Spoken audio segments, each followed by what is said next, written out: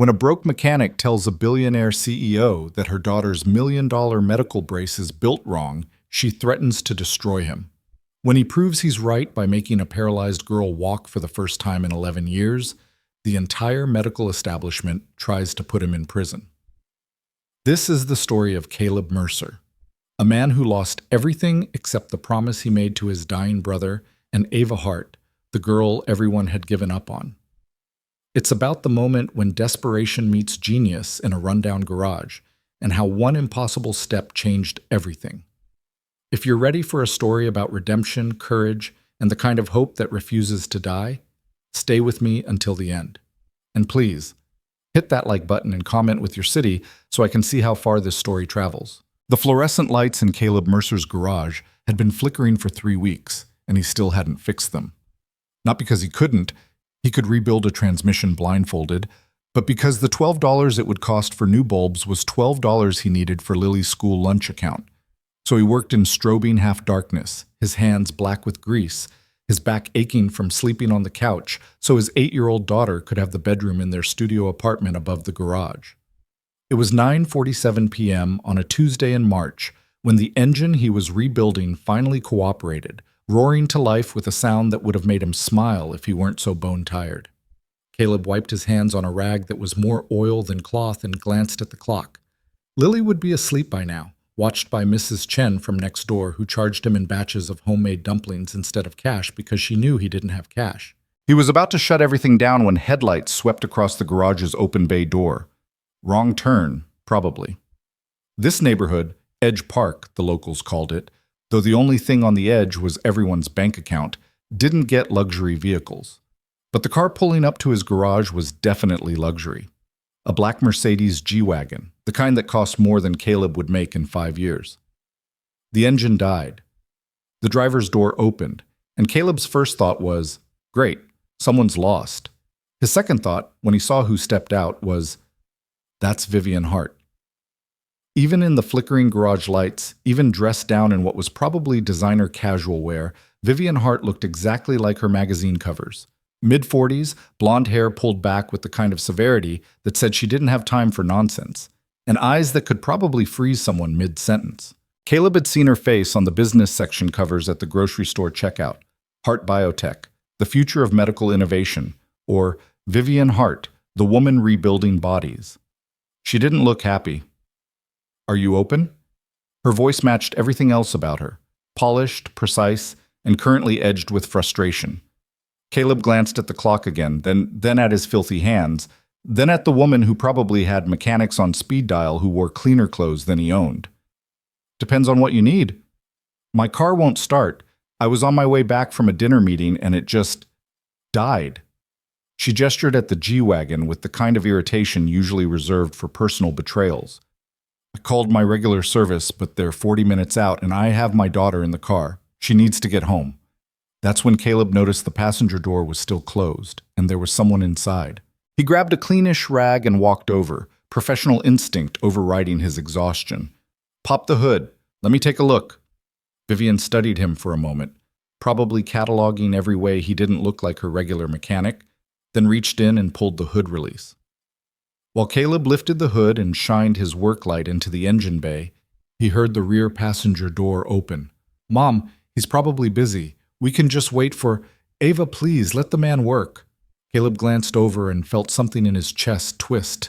The girl, Ava, apparently, was maybe 18, 19, with her mother's sharp features softened by youth and something else, something that made Caleb's breath catch, because he'd seen that exact expression before.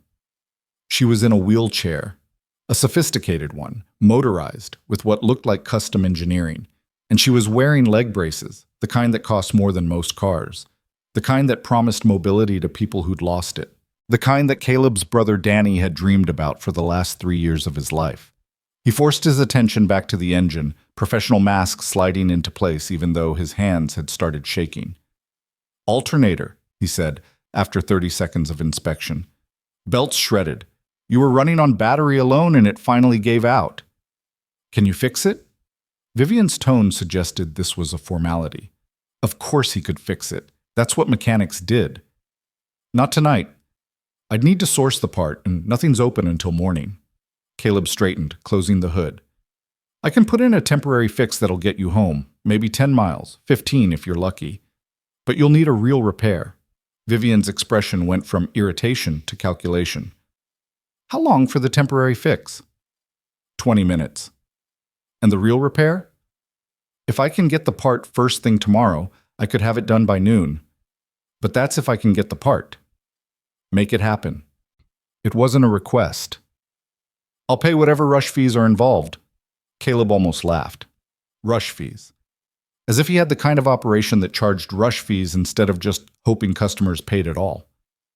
I'll see what I can do. Let me get you running for now.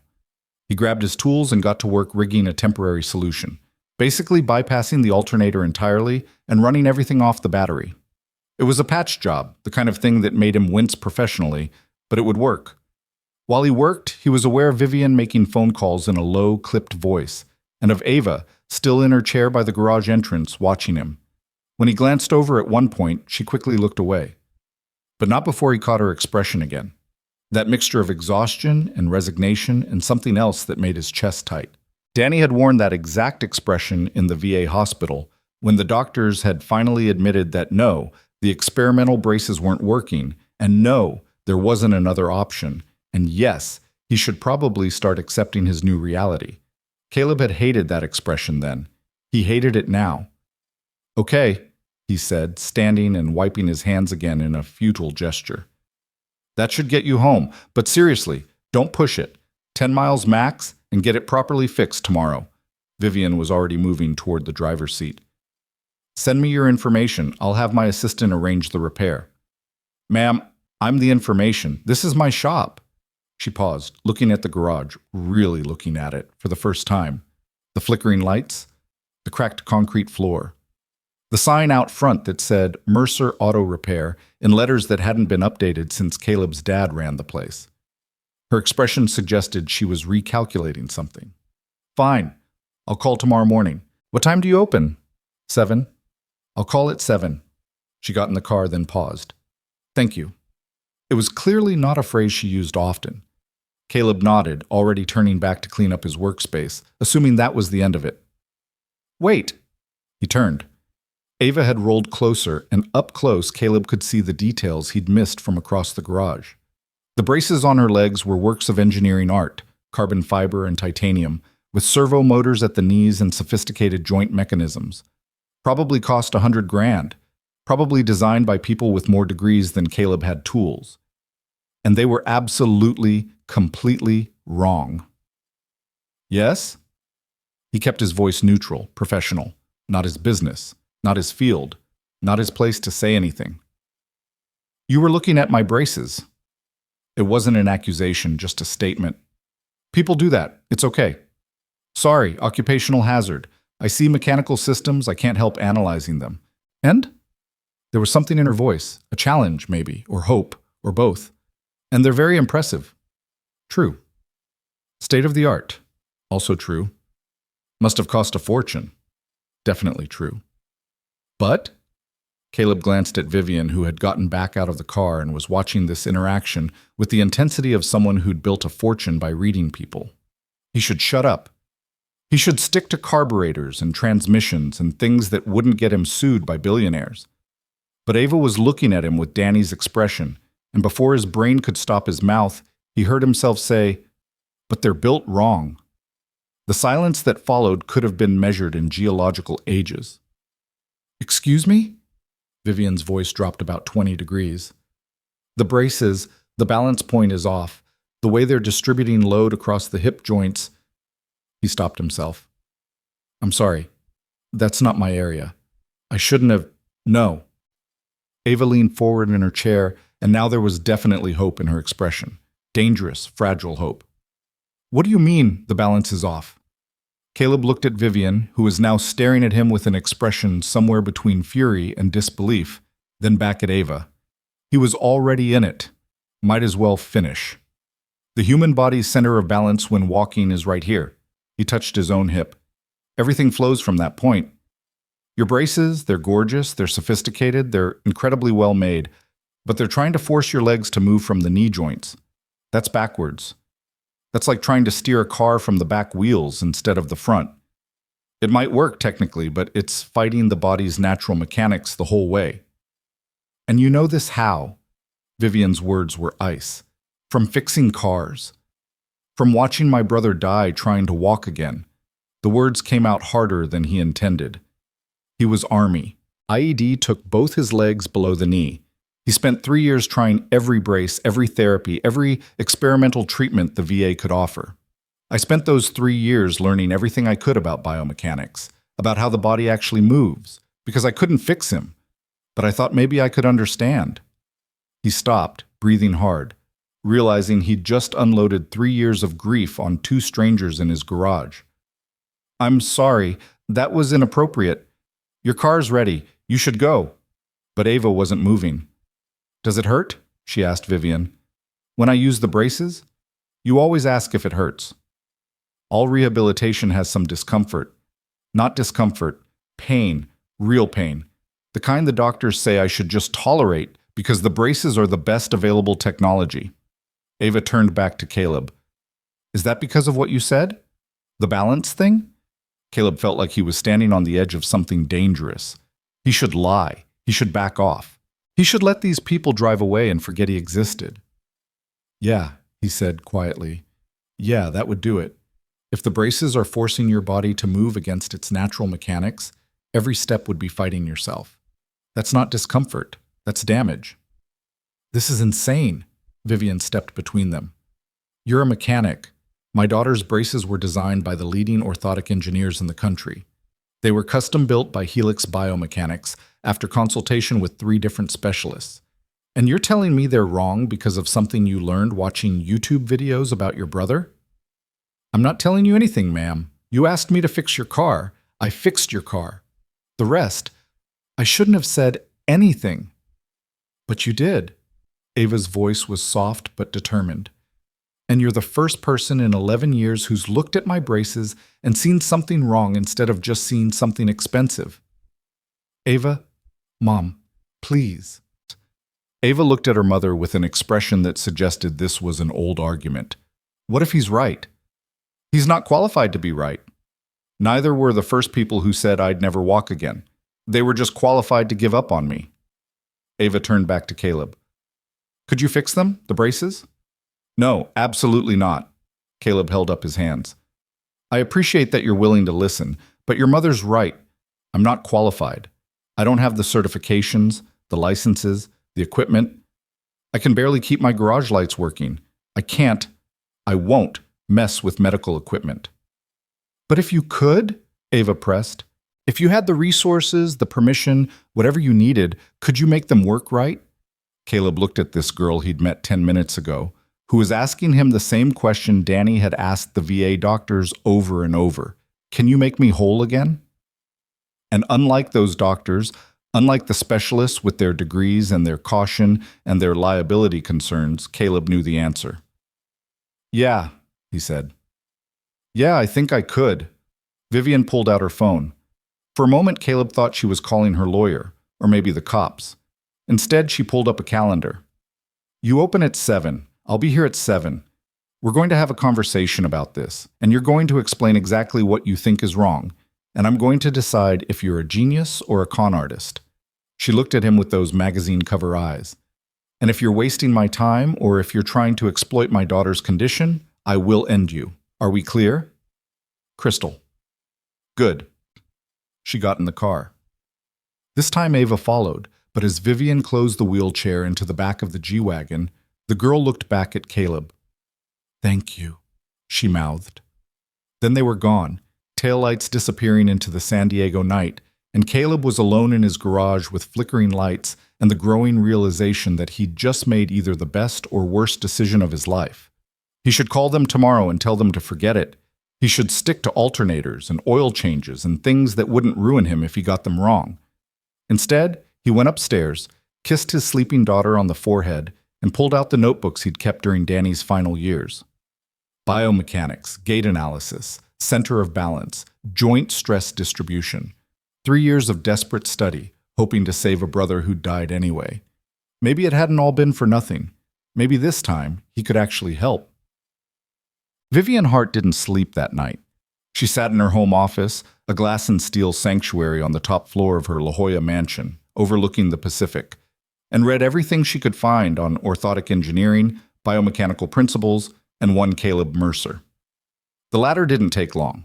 There wasn't much to find. Caleb James Mercer, age 34, owner of Mercer Auto Repair, a garage that had been in his family for 2 generations and was currently operating at what her financial analyst brain recognized as barely above water. Prior to taking over the garage, he'd worked as a mechanical engineer at a small robotics firm, but he'd left that job 7 years ago, around the time his brother had died, she noted. She found the brother's obituary. Daniel Mercer, decorated Army sergeant, survived by brother Caleb and parents Robert and Marie. The obituary mentioned the IED, the injuries, Daniel's courage in facing his new circumstances. It didn't mention the years of failed rehabilitation, but Vivian could read between the lines. She knew about failed rehabilitation.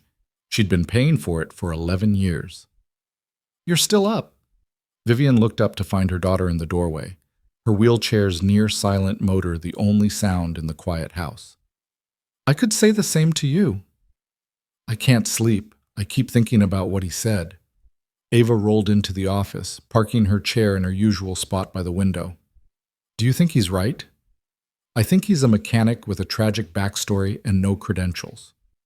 "That's not what I asked." Vivian closed her laptop and looked at her daughter, really looked at her, the way she avoided doing too often, because it hurt too much.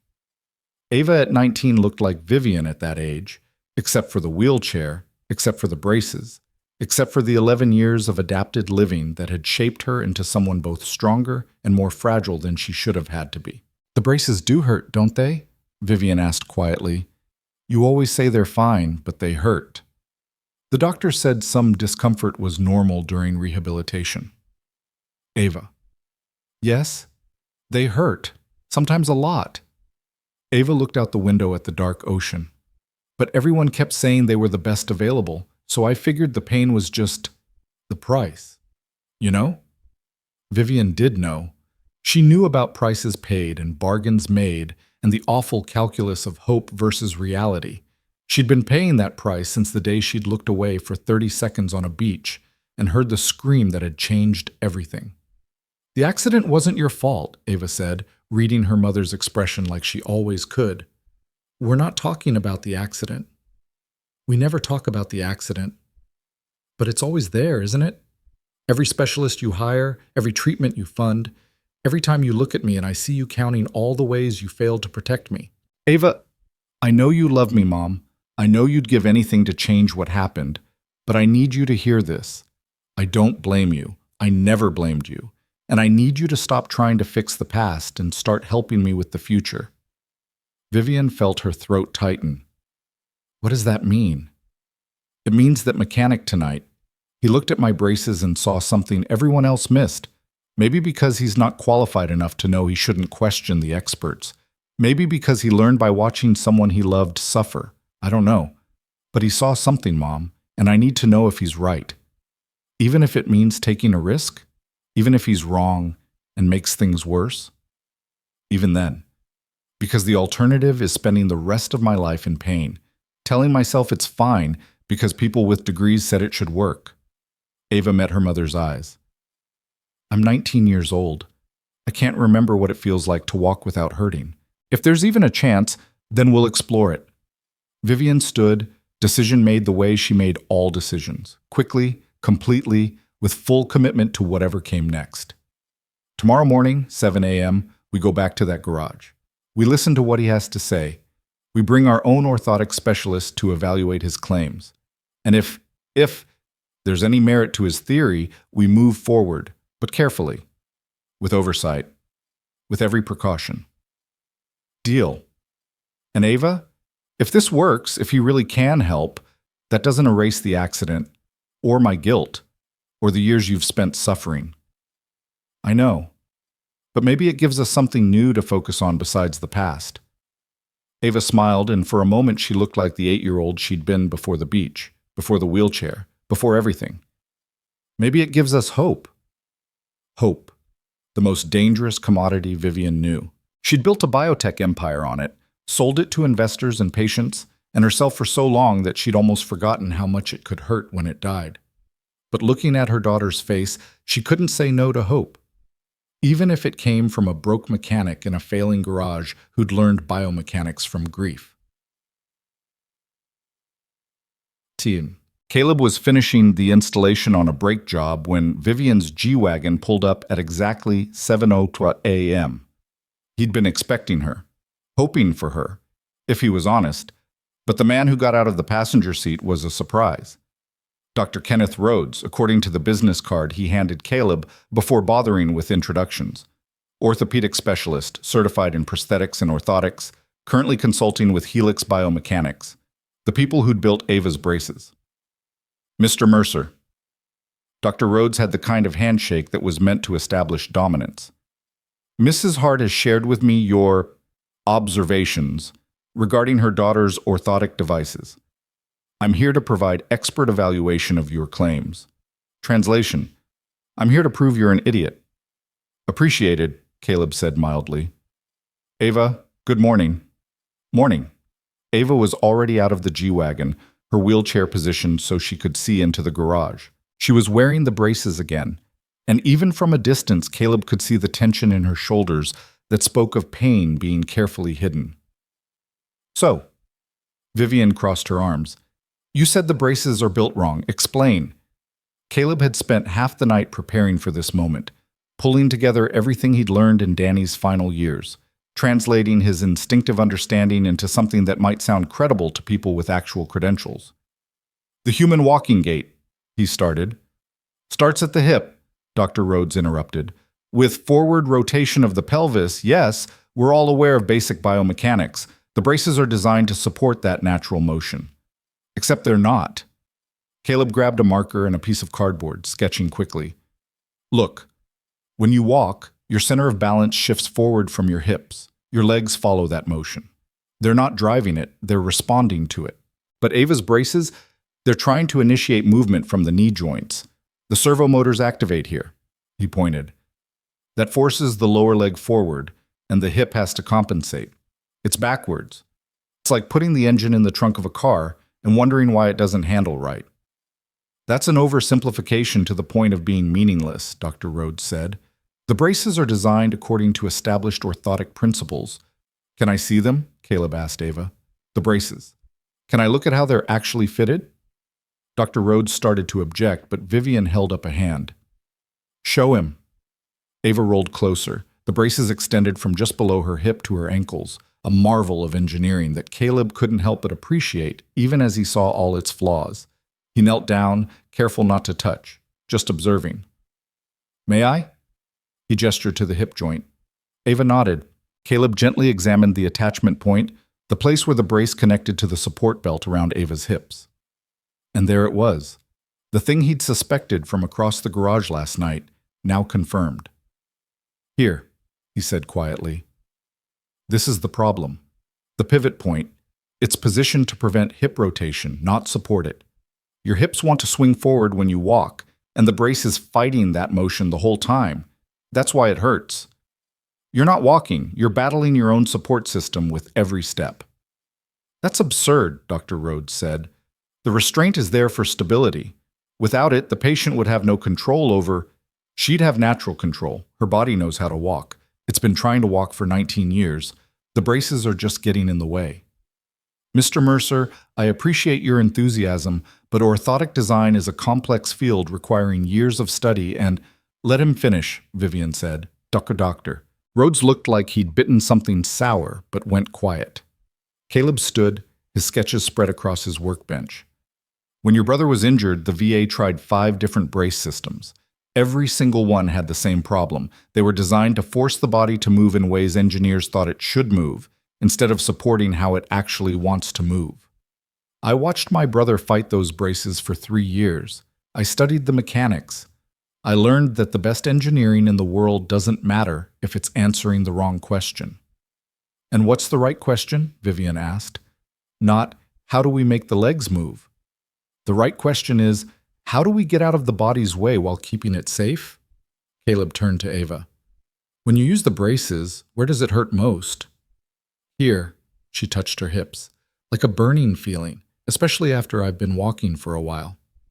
Because your hips are trying to rotate forward, and the braces are holding them locked. Every step, you're pulling against that restraint. He looked at Dr. Rhodes. Am I wrong? The specialist's face had gone through several interesting color changes. The restraint is necessary for a stability model based on preventing unwanted motion.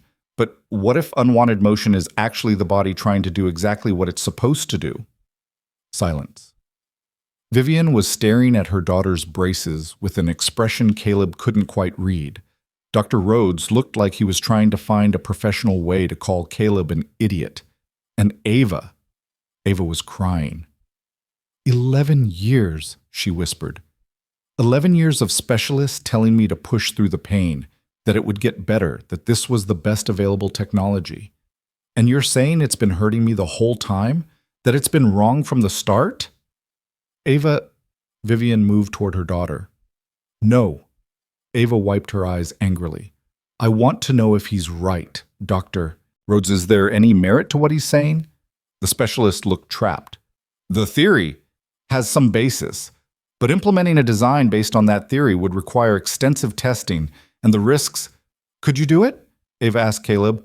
Could you rebuild the braces the right way? And there it was. The question he'd been dreading and hoping for in equal measure. I don't know, Caleb said honestly. I understand the theory. I've got the mechanical skills, but medical devices. There are regulations, liability issues, certifications I don't have. Even if I could make it work, legally I'm not sure. What if we handled the legal issues? Vivian interrupted. What if I provided complete liability protection, medical oversight, access to whatever equipment and materials you needed? Could you do it then? Caleb looked at this woman who'd built a biotech empire, who could probably buy and sell his entire neighborhood, who was offering him a chance to prove everything he'd learned from watching Danny die had actually meant something. Yes, he said. Yes, I could try. Trying isn't good enough. My daughter's mobility is at stake. Then no, I can't promise success, but I can promise I'll put everything I have into making it work. He met Vivian's eyes. I watched my brother die without ever walking again. I won't let that happen to your daughter, if there's anything I can do to prevent it. Vivian studied him for a long moment. Caleb could almost see her calculating, weighing risks against possibilities, hope against liability. 1 month, she finally said. You have 1 month to design and build a prototype, Dr. Rhodes will provide medical oversight and safety evaluation. I'll cover all costs and handle legal protection. But if at any point the risk to Ava's health outweighs the potential benefit, we stop. Agreed?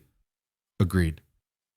And Mr. Mercer, if you hurt my daughter, if this is some kind of con, or if your ego puts her in danger, I won't just sue you. I'll make sure you never work again in any capacity. Is that clear? Crystal clear. Good. Vivian pulled out her phone. I'll have my attorney draft the agreements. We'll set up a workspace with proper equipment. Dr. Rhodes will coordinate on medical protocols. And you, she pointed at Caleb, will document everything. Every decision, every modification, every test. I want complete transparency. You'll have it. Vivian nodded, then turned to her daughter. This is your choice, Ava. If you want to stop at any point, I won't want to stop. For the first time in 11 years, someone is telling me the pain isn't normal, that it isn't the price I have to pay, that there might be a better way. Ava looked at Caleb with an expression that made his chest ache. Don't give up on me, please. Everyone else already has. I won't, Caleb promised, knowing he was signing up for something that could either redeem everything he'd lost or destroy what little he had left. He thought about Danny, about the promise he'd made to never stop trying to understand what had gone wrong, to maybe help someone else avoid the same suffering. Maybe this was why. Maybe this girl, this moment, this impossible challenge, maybe this was the point of it all. Or maybe he was about to make the biggest mistake of his life. Either way, there was no turning back now. The next 3 weeks were a blur of late nights, failed prototypes, and slowly dawning realization that Caleb had maybe, possibly, catastrophically underestimated how hard this would be. Vivian had been true to her word. She'd set up a workshop in an unused corner of her heart biotech facility, a clean, well-lit space with equipment Caleb had only dreamed about. She'd brought in Dr. Rhodes and another specialist, Dr. Sarah Chen, who was less hostile and more genuinely curious about Caleb's theories. She'd provided access to materials, to 3D printers, to anything he needed. What she couldn't provide was the certainty that this would work. The first prototype was a disaster. Caleb had redesigned the hip joint to allow natural rotation, but he'd miscalculated the support needed for stability. When Ava tried it, with 4 medical professionals standing by, in a padded testing room that made Caleb think of prison cells, she'd gotten 3 steps before the brace buckled and she'd fallen. Not hard. The safety protocols caught her, but Caleb would never forget the sound of Vivian's indrawn breath, or the way Ava had looked at him with diminishing hope. The second prototype was better. The hip joint worked, the balance was closer. But the servo motors couldn't handle the new distribution of load. They overheated after 5 minutes, and the smell of burning electronics filled the testing room. Maybe the original designers were right, Dr. Rhodes said, not unkindly. Maybe the restraint model is the only viable approach. No. Caleb stared at the failed brace, his mind already racing through alternatives. The theory is sound. The execution needs work, but the theory is sound. How many more failures before you accept as many as it takes? But that night, alone in the workshop while Lily slept on a cot in the corner, Mrs. Chen couldn't watch her every night, Caleb felt the weight of his promise. He'd told Ava he wouldn't give up. But what if giving up was the responsible thing? What if he was just torturing her with false hope? He pulled out his phone and found himself looking at the last photos he had of Danny, his brother in the VA hospital, wearing one of the experimental braces, trying so hard to smile through the pain. "Don't let me die for nothing," Danny had said once near the end. "If you figure this out someday, help someone. Make it mean something." Caleb was trying, but trying wasn't enough. He was about to pack it in for the night when his phone buzzed. A text from an unknown number. "Are you at the lab?"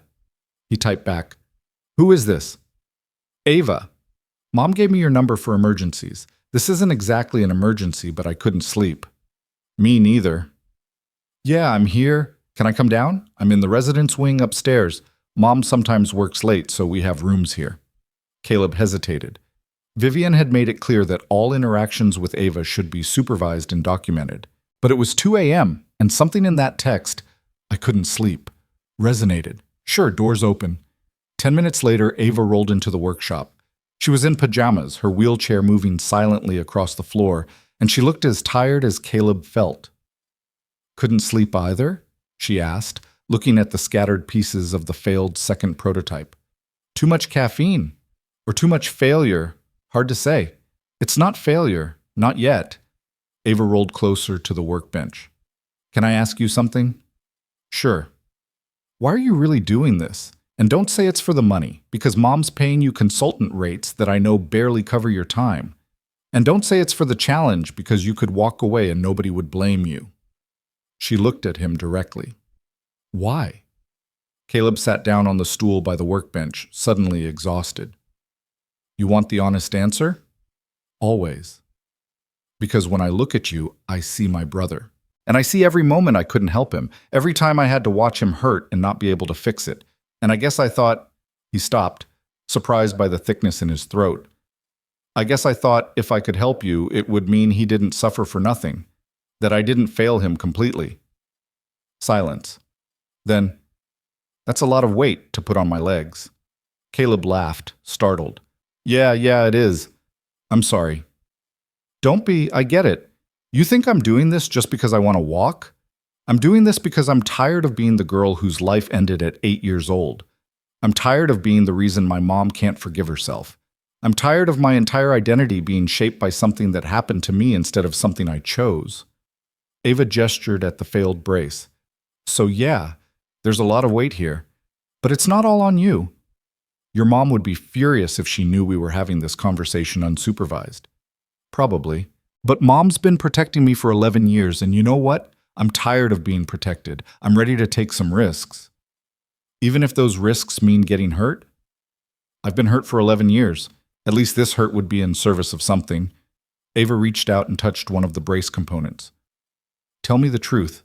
Can you make this work? Caleb wanted to say yes. He wanted to promise her certainty and hope and everything she deserved, but he'd made enough promises he couldn't keep. I don't know, he said. The theory is sound, the design is close, but there's something I'm missing, some element I can't quite figure out. The balance, the load distribution, the way it all needs to work together. It's like there's a piece missing from the puzzle and I can't see what it is. Then we'll find it. We? You think I've just been passively sitting in that testing room? I've been studying the designs, reading the biomechanics texts, Dr. Chen gave me learning everything I can about how the braces work. Ava's expression was fierce. This is my body, my mobility, my future. I'm not just going to let you and the doctors decide it for me. I'm going to be part of solving this. And looking at this 19-year-old girl who refused to accept defeat, Caleb felt something shift. Not certainty exactly, but something close to it. Okay, he said, show me what you've learned. They worked until dawn, Ava explaining her observations about how the different prototypes felt, Caleb translating that feedback into mechanical adjustments. By the time Lily woke up and Vivian's assistant arrived looking for Ava, they had the beginnings of a third design. It probably wouldn't work either. But for the first time in 3 weeks, Caleb thought maybe, just maybe, they were asking the right questions. And sometimes that was enough to keep going. The third prototype was worse than the first two. The hip joint seized after 2 steps. Ava didn't fall this time, but the mechanical failure was so complete that it took Caleb 20 minutes to get the brace unlocked. By the time he did, Ava's hips were bruised and Vivian was making phone calls that Caleb suspected involved lawyers. This isn't working, Dr. Rhodes stated the obvious while Dr. Chen examined Ava's bruises. We've given it a good faith effort, but one more try, Ava said. Absolutely not. Vivian put away her phone. Ava, you're hurt. It's bruises, Mom.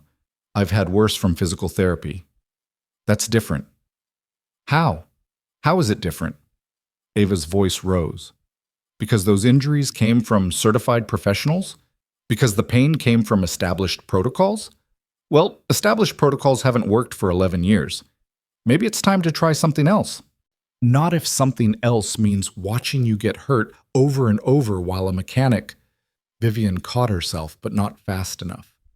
The silence that followed was brittle. Say it, Caleb said quietly.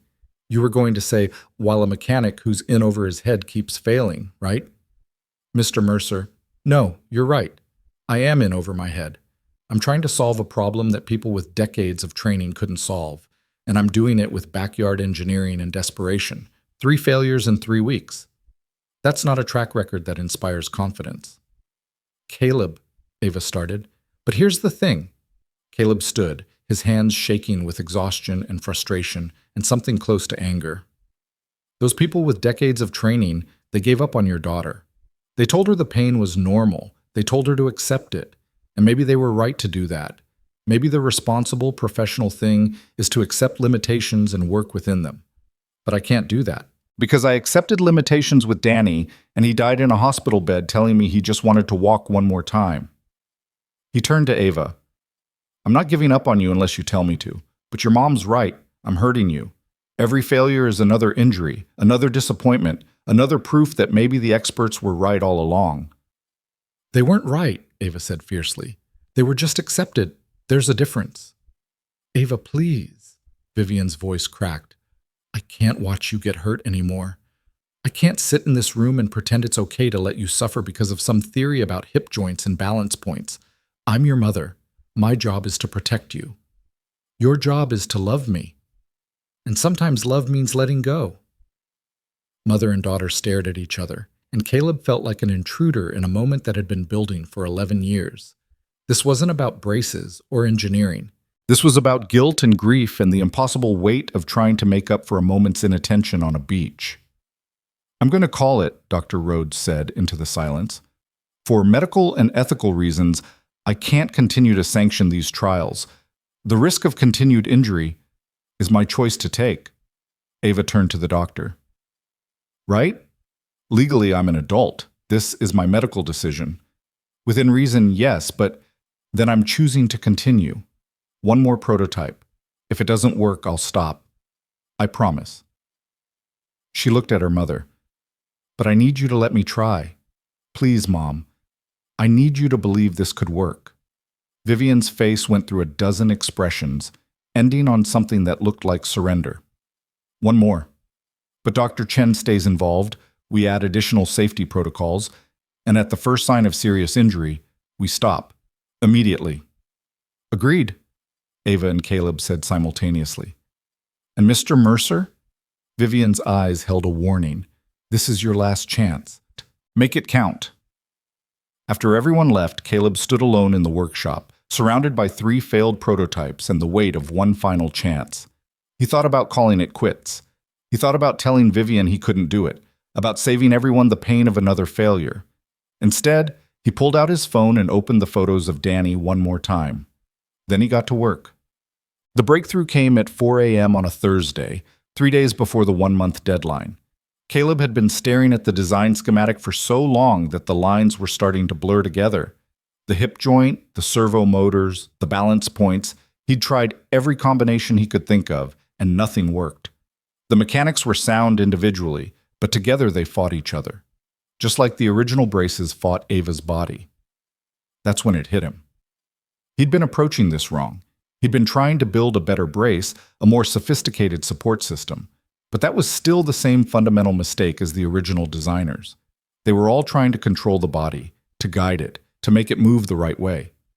What if the answer wasn't control at all? What if the answer was trust? Caleb grabbed his notebook and started sketching, his hand moving faster than his conscious thought. Not a brace that controlled movement, a brace that responded to movement, that felt what the body wanted to do and simply got out of the way while keeping things safe. Sensors instead of servos, responsive support instead of active control, a system that learned from Ava's body instead of teaching it. By the time the sun came up, he had a complete design. It was simpler than any of the previous prototypes, less sophisticated, less impressive looking, but it might actually work. He called Ava first. "It's 6 a.m., she answered, voice thick with sleep. "I know, I figured it out." A pause, then, "You figured it out?"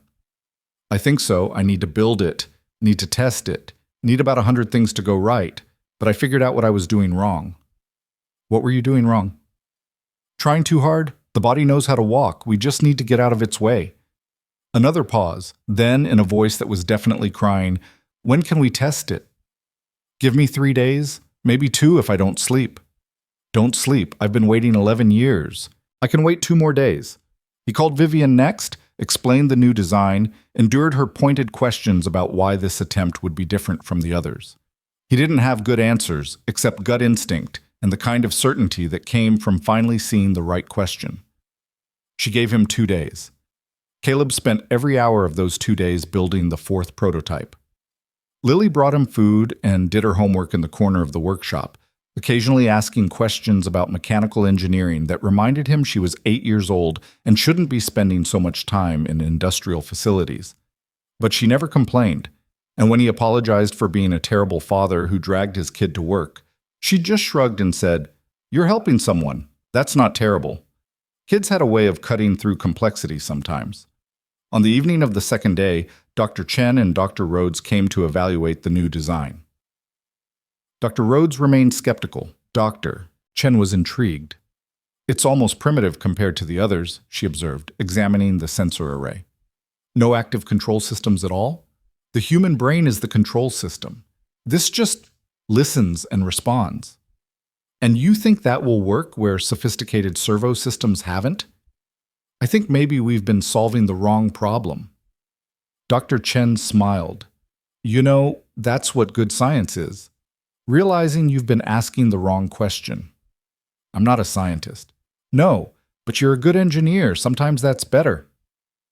The next morning, they assembled in the testing room. Ava, Vivian, both doctors, 2 physical therapists, and Caleb, who felt like he might throw up from anxiety. The new brace looked different, sleeker somehow, despite being mechanically simpler, lighter. The carbon fiber components caught the light in ways that made it look almost organic. Ready? Dr. Chen asked Ava while she and a PT fitted the brace. I've been ready for 11 years. The fitting took 20 minutes. Adjustments, calibrations, safety checks. Caleb watched Vivian's face go through every emotion he could name and several he couldn't. Finally, okay, let's try standing. Ava gripped the parallel bars, standard PT equipment for these tests, and slowly shifted her weight forward. The brace responded, sensors reading the shift, supports adjusting automatically. She stood. Nothing revolutionary. She'd stood before with the other prototypes, but this time, when she stood, her face didn't tighten with pain. How does it feel? Dr. Chen asked. Different. The pressure is... It's not fighting me. Try a step. Small one. We've got you. Ava shifted her weight to her right leg. The brace's hip joint rotated smoothly, naturally, following the movement instead of forcing it. Her left leg came forward. One step. Then she paused, breathing hard, tears starting. Ava? Vivian moved closer. Are you okay? Does it hurt? No. Ava's voice broke. No, it doesn't hurt. It doesn't hurt at all. Try another, Dr. Rhodes said, his professional skepticism starting to crack. Another step. Then another. Slowly, carefully, with the therapists ready to catch her and the doctors watching every movement. But she was walking, really walking, not fighting the braces, not enduring the pain, just walking. 6 steps. 7. 8. On the 9th step, Ava looked up at Caleb, her face wet with tears and split by the kind of smile that made every sleepless night worth it. I'm walking, she said, like she couldn't quite believe it. Yeah, Caleb managed through his own tight throat. Yeah, you are. I'm really walking. And then she was laughing and crying and walking straight toward him, away from the parallel bars, away from the safety equipment, just walking across the room like it was the most natural thing in the world. The therapist moved to intervene, but Dr. Chen held up a hand. Let her, she said quietly. Let her have this. So they did. They let Ava walk across the testing room, her gait uneven but real, her face radiating the kind of joy that comes from reclaiming something you thought was gone forever. She walked straight into her mother's arms, and Vivian caught her, not in a wheelchair, not in a clinical environment, just a mother hugging her daughter who was standing on her own 2 legs for the first time in 11 years. You did it, Vivian whispered, and Caleb wasn't sure if she was talking to Ava or to him or to both of them or to no one at all. We did it, Ava corrected, looking over her mother's shoulder at Caleb. All of us. Dr. Rhodes was examining the readouts from the brace sensors, his expression somewhere between amazement and consternation. The balance distribution. It's perfect. It's actually perfect. How did you... I stopped trying to force it, Caleb said. I just listened to what the body wanted to do. They spent the next hour running tests, measurements, evaluations. The brace worked. Not perfectly. There were adjustments needed, refinements to make, but fundamentally, completely, it worked. Ava could walk without pain. And watching her move around the testing room, seeing her face light up with every pain-free step, Caleb felt something he hadn't felt since Danny's funeral. Hope. Not the desperate, grasping hope that comes from refusing to accept reality, but the real kind. The kind that says maybe, just maybe, good things can still happen. Maybe grief doesn't have to be the end of the story. Maybe suffering can be transformed into something meaningful. Maybe Danny's death hadn't been for nothing after all. They were packing up the testing equipment when Vivian's phone rang. She looked at the screen and frowned. I need to take this. She stepped into the hallway. Through the glass walls, Caleb could see her expression change from curiosity to anger to something that looked like fear. When she came back in, her face was carefully neutral. We have a problem, she said. The problem, it turned out, was named Marcus Webb, and he was the lead engineer at Helix Biomechanics, the company that had designed Ava's original braces. He's filed a formal complaint with the Medical Device Safety Board, Vivian said, her phone still in her hand, claiming we're conducting unauthorized medical trials with unqualified personnel and putting patients at risk. But the trials are authorized, Dr. Chen protested. We have proper oversight, safety protocols. Liability coverage. He's arguing that Mr. Mercer lacks the necessary certifications to design medical devices, regardless of oversight.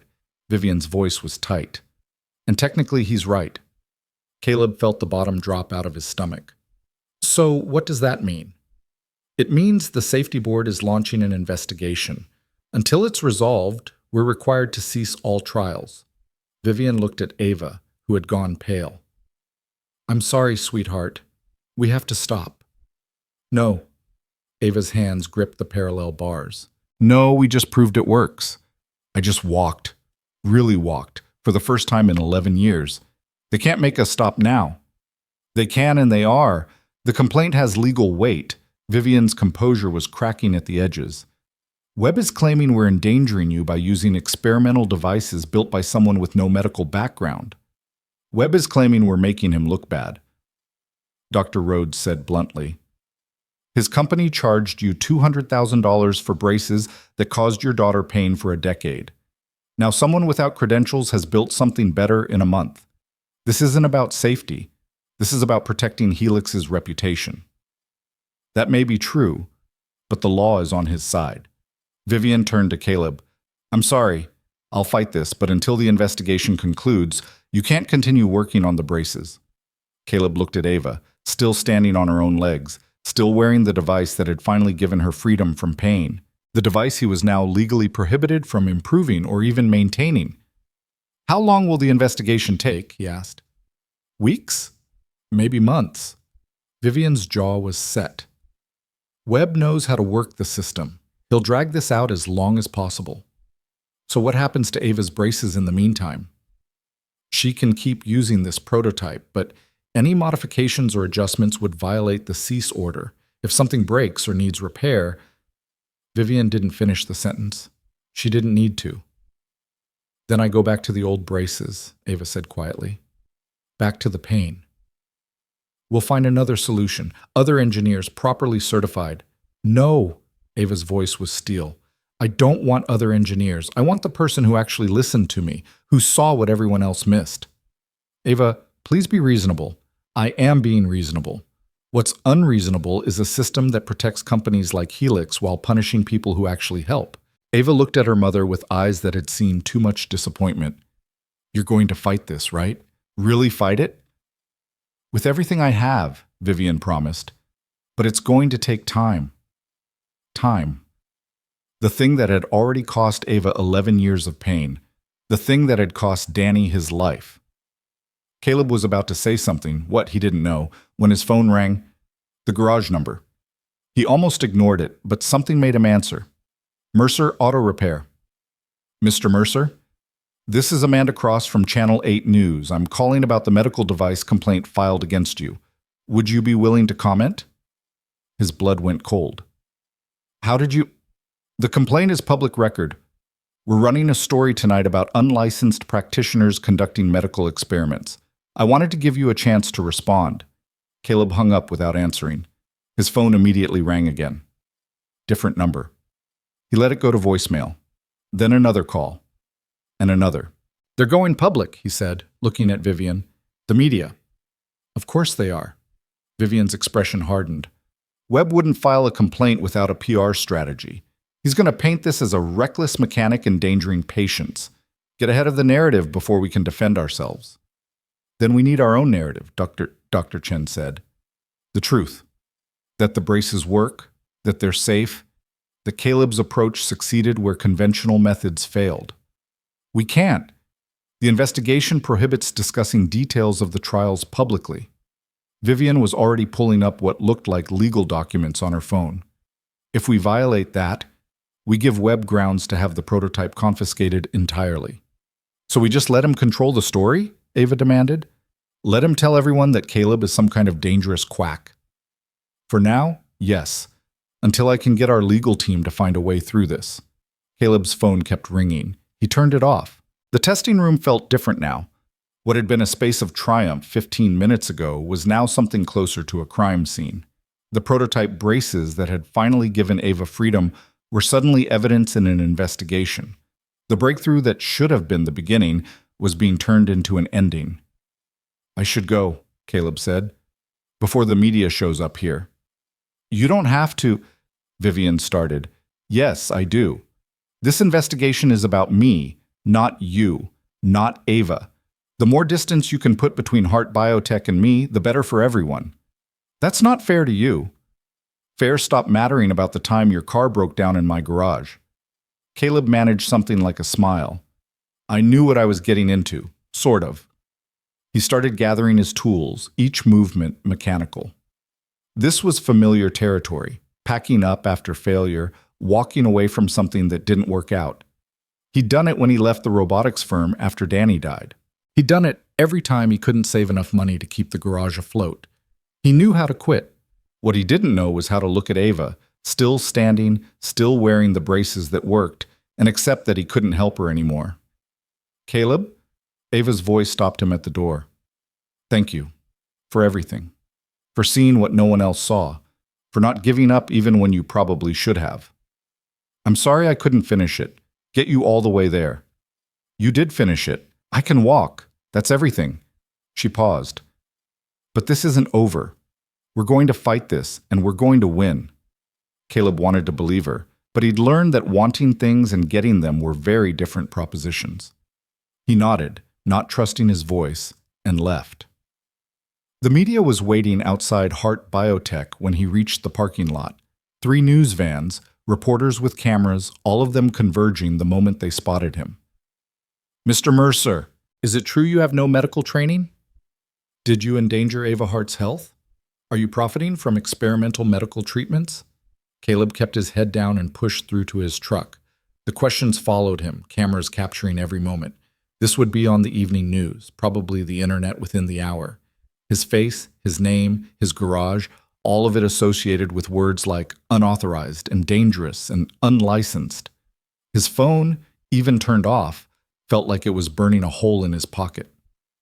By the time he got back to the garage, there were already reporters waiting. He drove past without stopping, circling the block until they gave up and left. Then he parked in the alley behind the building and went up the back stairs to the apartment. Lily was at the kitchen table doing homework while Mrs. Chen cooked something that smelled like ginger and garlic. You're home early, Lily observed. Did something happen with the walking lady? Out of the mouths of 8-year-olds. The walking lady. That's what Lily had started calling Ava after Caleb had tried to explain what he was working on. Yeah, something happened. Caleb dropped into the chair across from his daughter. The walking lady can walk now, but some people aren't happy about it. Why not? Walking is good. Because I'm not supposed to be the one who helped her walk. I don't have the right papers that say I'm allowed. Lily frowned, processing this with the brutal logic of childhood. But you did help her, so the papers are wrong. It's more complicated than that, sweetheart. Adults always say that when they can't explain why something stupid is happening. Mrs. Chen laughed from the stove. She's not wrong. Caleb's turned-off phone sat on the table like an accusation. He knew he should turn it on, should start dealing with whatever messages had accumulated, but he couldn't quite make himself do it. The reporters came by earlier, Mrs. Chen said casually, like she was mentioning the weather, asking questions about you. I told them you were a good man who paid his rent on time and helped his neighbors. I don't think that's what they wanted to hear. I'm sorry they bothered you.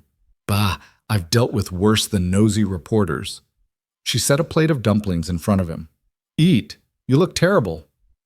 Caleb wasn't hungry, but he ate anyway because Mrs. Chen's dumplings were one of the few good things in his life right now, and refusing them felt like giving up entirely. He was halfway through the plate when someone knocked on the door. Not the tentative knock of a neighbor, but the aggressive knock of someone who expected to be answered.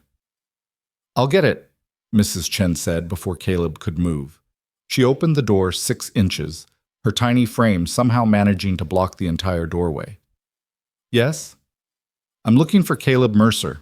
Male voice, professionally pleasant. Is he available? Depends who's asking. Thomas Garrett, attorney for Helix Biomechanics. I have some documents for Mr. Mercer. Caleb's stomach dropped. He stood up, ready to intervene, but Mrs. Chen was already taking the papers through the cracked door. I'll make sure he gets them, she said, and closed the door in the attorney's face. She handed Caleb a legal envelope with the kind of thickness that promised nothing good. You want me to open it first? She asked. Tell you if it's very bad or just regular bad? Despite everything, Caleb smiled. I should probably handle this one myself. Thank you, though. Lily had gone very quiet, her homework forgotten. Are you in trouble, Dad? Maybe a little, but it's going to be okay. You always say that. Yeah, and it usually is eventually. He waited until after dinner, after Lily was asleep, before opening the envelope. Inside was a cease and desist letter, a formal demand that he destroy all designs and documentation related to Ava's braces, and a notice of intent to sue for damages related to unauthorized medical practice and infringement on proprietary medical device designs. The amount they were threatening to sue for was more money than Caleb would make in his entire lifetime. He read the papers twice, looking for some loophole, some way out. There wasn't one. Helix had good lawyers, and they'd built an airtight case. Caleb had no medical credentials. His work could be painted as reckless experimentation.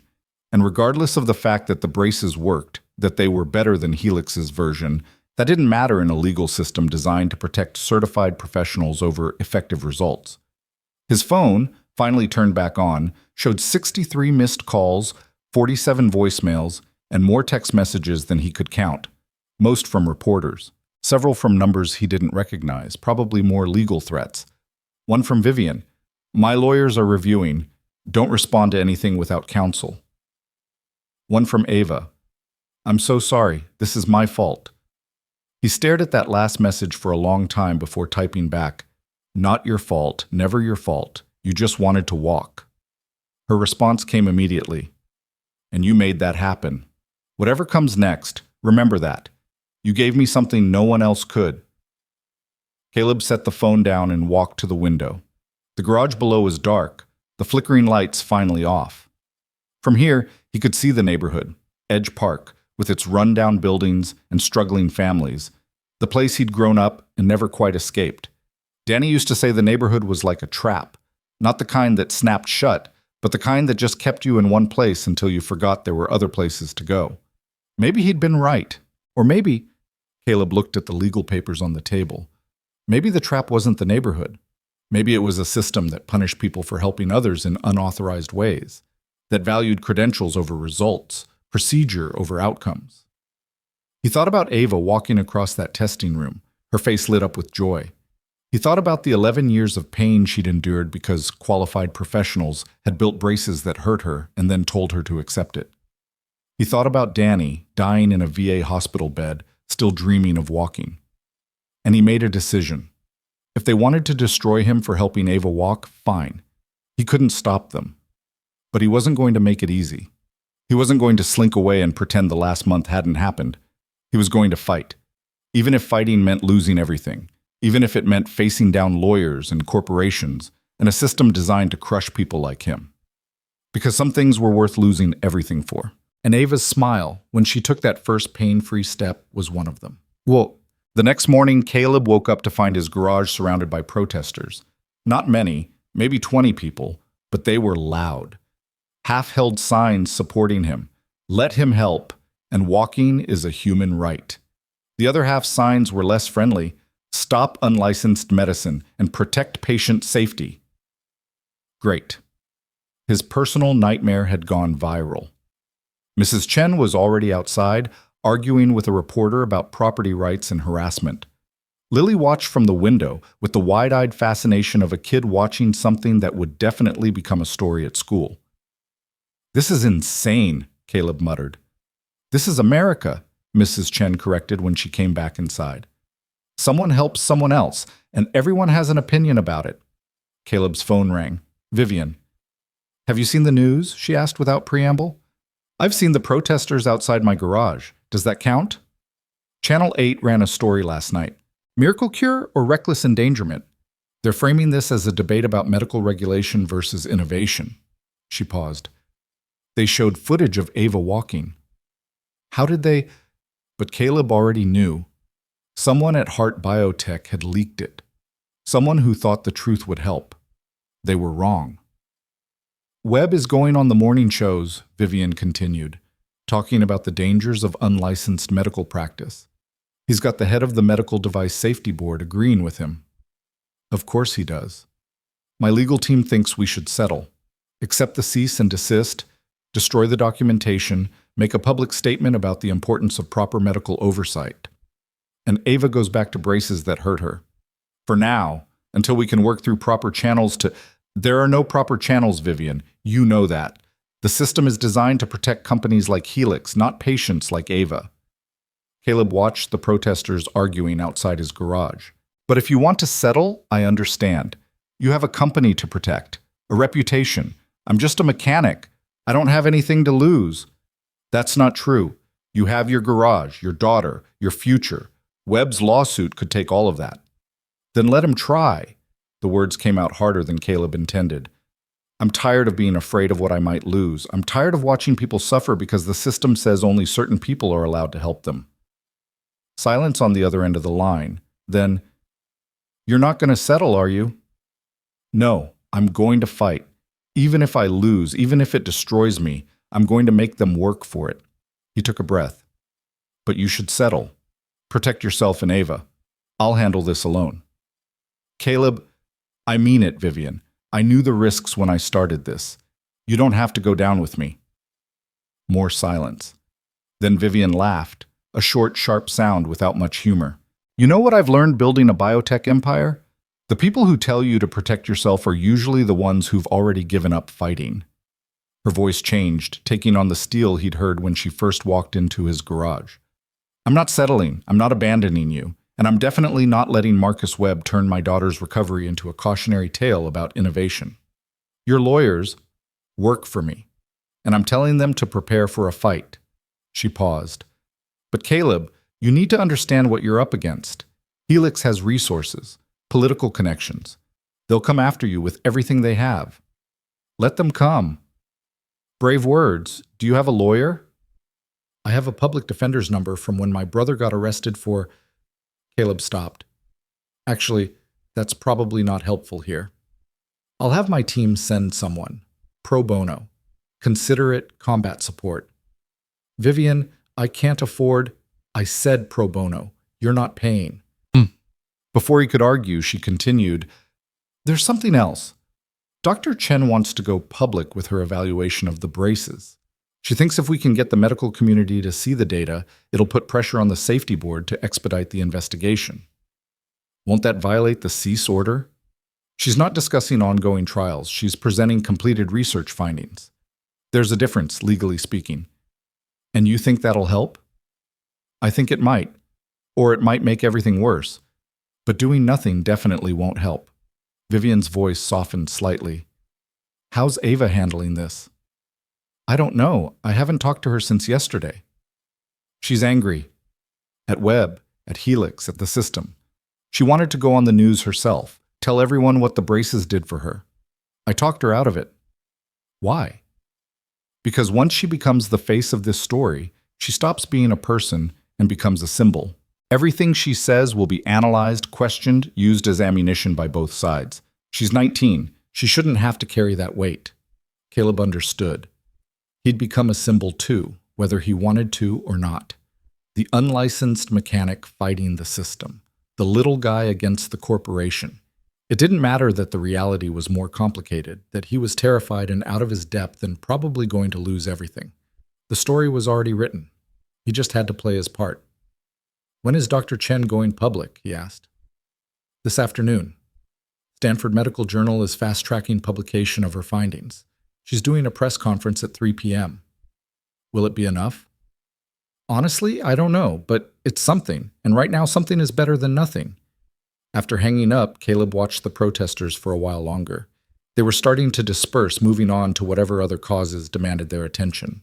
In a few hours, most of them would forget about the mechanic and the walking lady. But Helix wouldn't forget. Webb wouldn't forget. The Medical Device Safety Board wouldn't forget. And Caleb, he'd never forget Ava's face when she walked across that testing room. Some things, once you'd seen them, changed you, made it impossible to go back to accepting the way things were. This was one of those things. Dr. Chen's press conference was everything Vivian had hoped and feared. Caleb watched it live-streamed on his phone while pretending to work on a brake job. The garage was quiet. Apparently being the center of a medical controversy was bad for business. so he had plenty of time to watch the academic world implode. Dr. Chen stood at a podium at Stanford Medical Center, flanked by two other researchers, and methodically destroyed Helix Biomechanics' reputation. After extensive analysis of both the original orthotic devices and the modified design created by Mr. Mercer, she said, reading from prepared remarks that had clearly been vetted by lawyers, I can state with medical certainty that the modified design represents a significant improvement in patient comfort and biomechanical efficiency. She clicked through slides showing comparison data, pain levels, range of motion, muscle stress. Every metric showed the same thing: Caleb's braces were better. The original devices, while meeting all regulatory standards, were designed according to principles that prioritized mechanical stability over biomechanical naturalness. Mr. Mercer's approach, allowing the body's natural movement patterns to guide the support system rather than constraining them, represents a paradigm shift in orthotic design philosophy. The reporters started asking questions.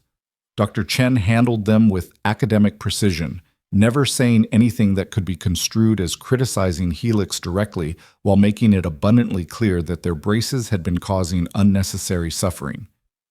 Then someone asked the question Caleb had been dreading. But isn't it dangerous to allow unlicensed individuals to design medical devices regardless of the results? Dr. Chen smiled. The history of medicine is full of breakthroughs made by people working outside traditional systems. Penicillin wasn't discovered by someone with a medical degree. The first heart transplant team included engineers and veterinarians. Innovation rarely comes from staying inside the lines. But patient safety is exactly why we should be examining Mr. Mercer's work rather than trying to suppress it. If his design principles are sound, and my research suggests they are, then denying patients access to superior treatment in the name of credentialism is its own form of harm. Caleb's phone immediately exploded with notifications. The press conference was trending on social media. People were taking sides. The debate was no longer just about him and Ava, it was about the entire medical regulatory system, which was probably going to make Helix fight even harder. His phone rang. Unknown number. He'd stopped answering those, but something made him pick up this time. Mr. Mercer, this is Dr. Mara Ellison from Stanford's Department of Biomedical Engineering. Caleb's breath caught. Dr. Ellison was a legend, the person who'd literally written the textbook on prosthetic and orthotic design.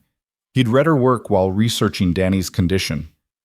I saw Dr. Chen's presentation, she continued. I'd like to see your designs, the actual schematics and biomechanical analysis. The cease and desist order prohibits me from sharing. The order prohibits you from conducting trials and building new devices. It says nothing about academic review of completed work.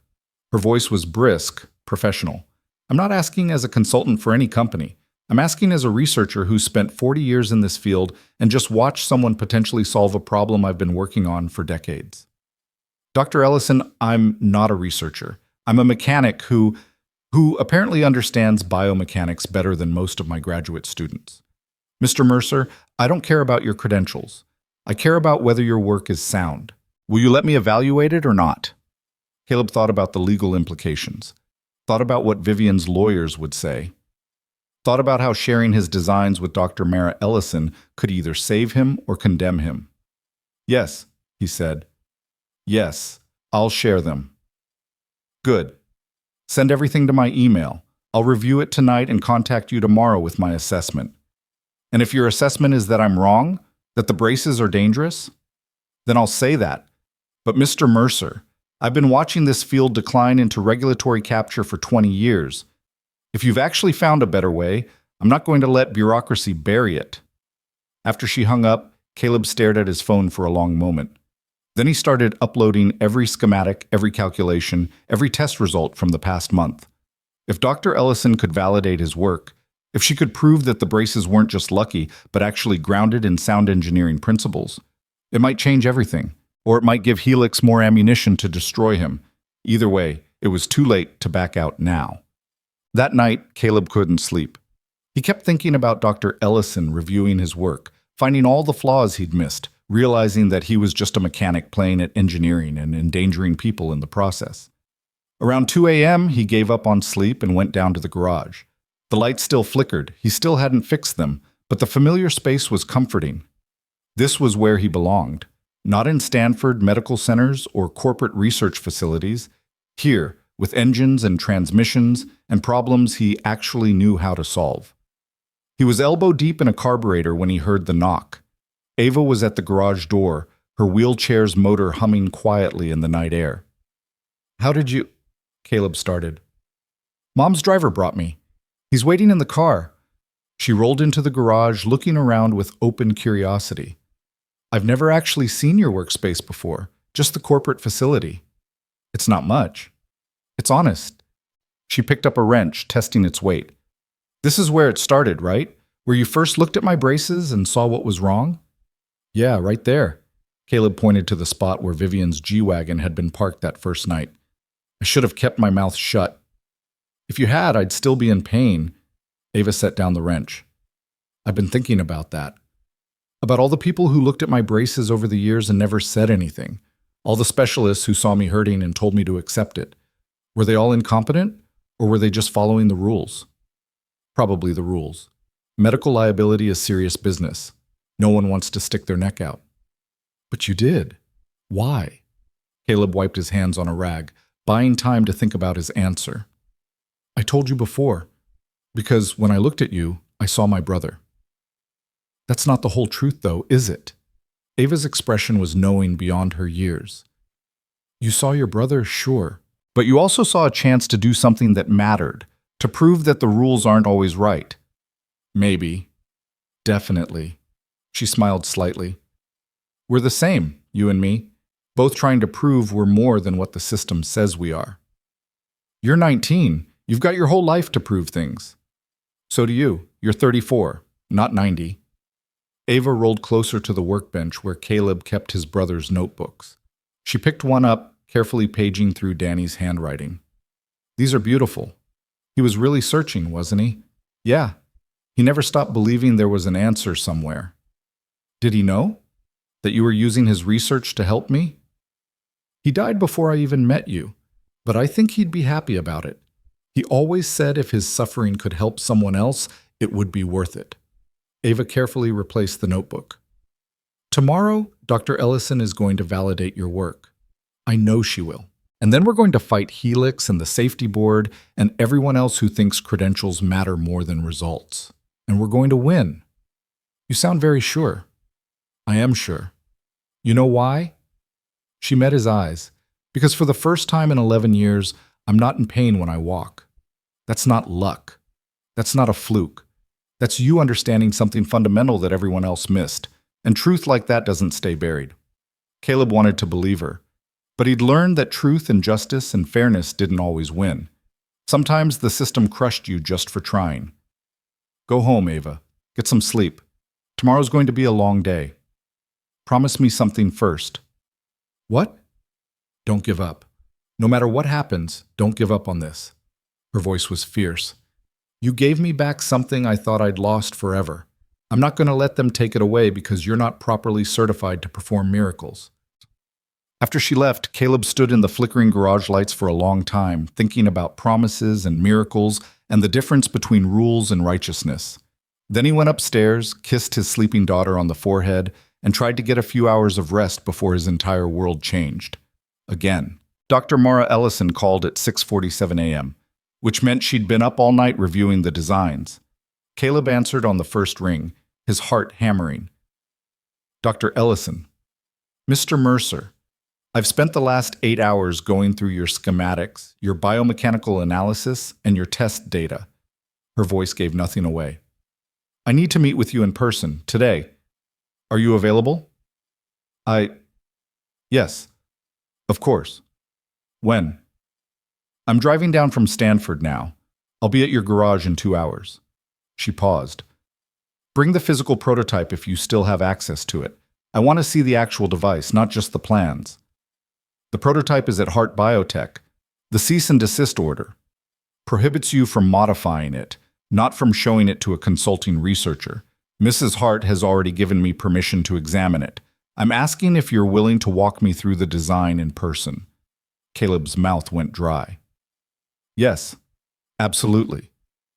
Good. See you at 9. The line went dead. 9? Oh. Caleb stared at his phone, trying to read meaning into Dr. Ellison's tone and finding nothing. She could be coming to validate his work or to tear it apart. He had no way of knowing. He was making coffee when Vivian called. Dr. Ellison contacted you? She asked without preamble. Just now. She's coming to look at the prototype. I know. She called me an hour ago. Caleb, she wouldn't tell me her assessment, just said she needed to examine the physical device before making any statements. Vivian's voice carried an edge of anxiety Caleb hadn't heard before. That could be good or bad. I'm aware. I've cleared space at the facility. Dr. Chen will be there, and Dr. Rhodes. I thought about keeping it small, but if Dr. Ellison is going to make some kind of pronouncement, we should have witnesses. Witnesses to my vindication or my destruction. Either way, we need documentation. Vivian's tone softened slightly. How are you holding up? Caleb looked around his apartment. Lily was still asleep. Mrs. Chen was making breakfast downstairs, the smell of fried eggs drifting up through the floorboards. The protesters were gone, but he could see a news van parked across the street, waiting for something newsworthy to happen. I'm terrified, he admitted. Everything I have is riding on what Dr. Ellison says. If she concludes the braces are dangerous, Helix's lawsuit becomes open and shut. I lose the garage, probably get hit with criminal charges for practicing medicine without a license. Lily ends up in foster care while I'm fighting legal battles I can't afford. That won't happen. You can't promise that. No, Vivian agreed, but I can promise that if it comes to that, you won't fight alone. I've got resources, Caleb. Legal teams, political connections, money. I don't throw those things around lightly, but for this, for what you did for Ava, I'll use everything I have. Why? You barely know me. I know you spent a month working 18-hour days for consultant fees that didn't cover your costs. I know you risked everything to help my daughter when you could have just fixed my car and sent us away. I know that when every expert told Ava her pain was normal, you were the one person who said it wasn't. Vivian's voice caught. That's enough.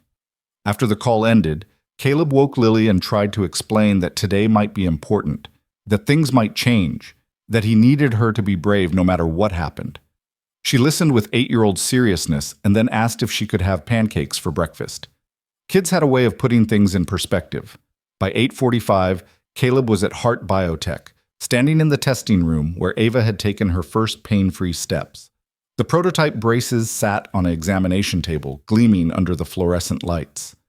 Dr. Chen was setting up recording equipment. Dr. Rhodes paced near the window, looking like a man watching a car accident in slow motion. Vivian stood perfectly still, her composure back in place but her hands betraying tension in the way they gripped her phone. Ava was there too, in her wheelchair wearing the working braces. She'd insisted on coming despite Vivian's objections.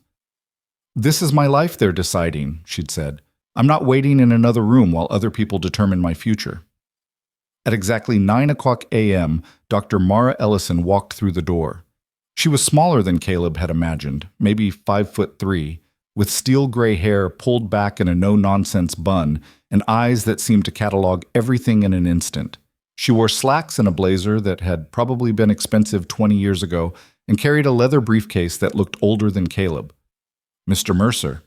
She shook his hand with a grip that could bend steel. Thank you for agreeing to meet. Thank you for coming, Dr. Ellison.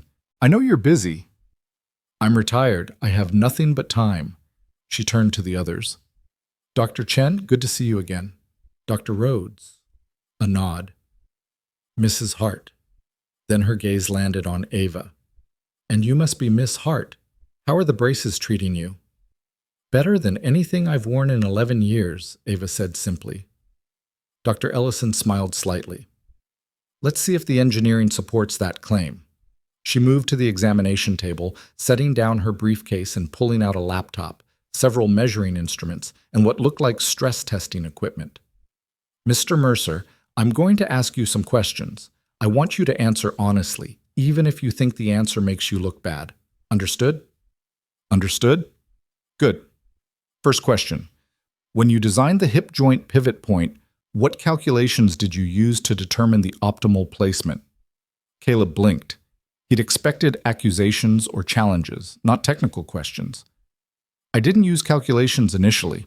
I observed how Ava's body wanted to move when the original braces restricted the hip rotation, then positioned the pivot point to support that natural motion rather than constrain it.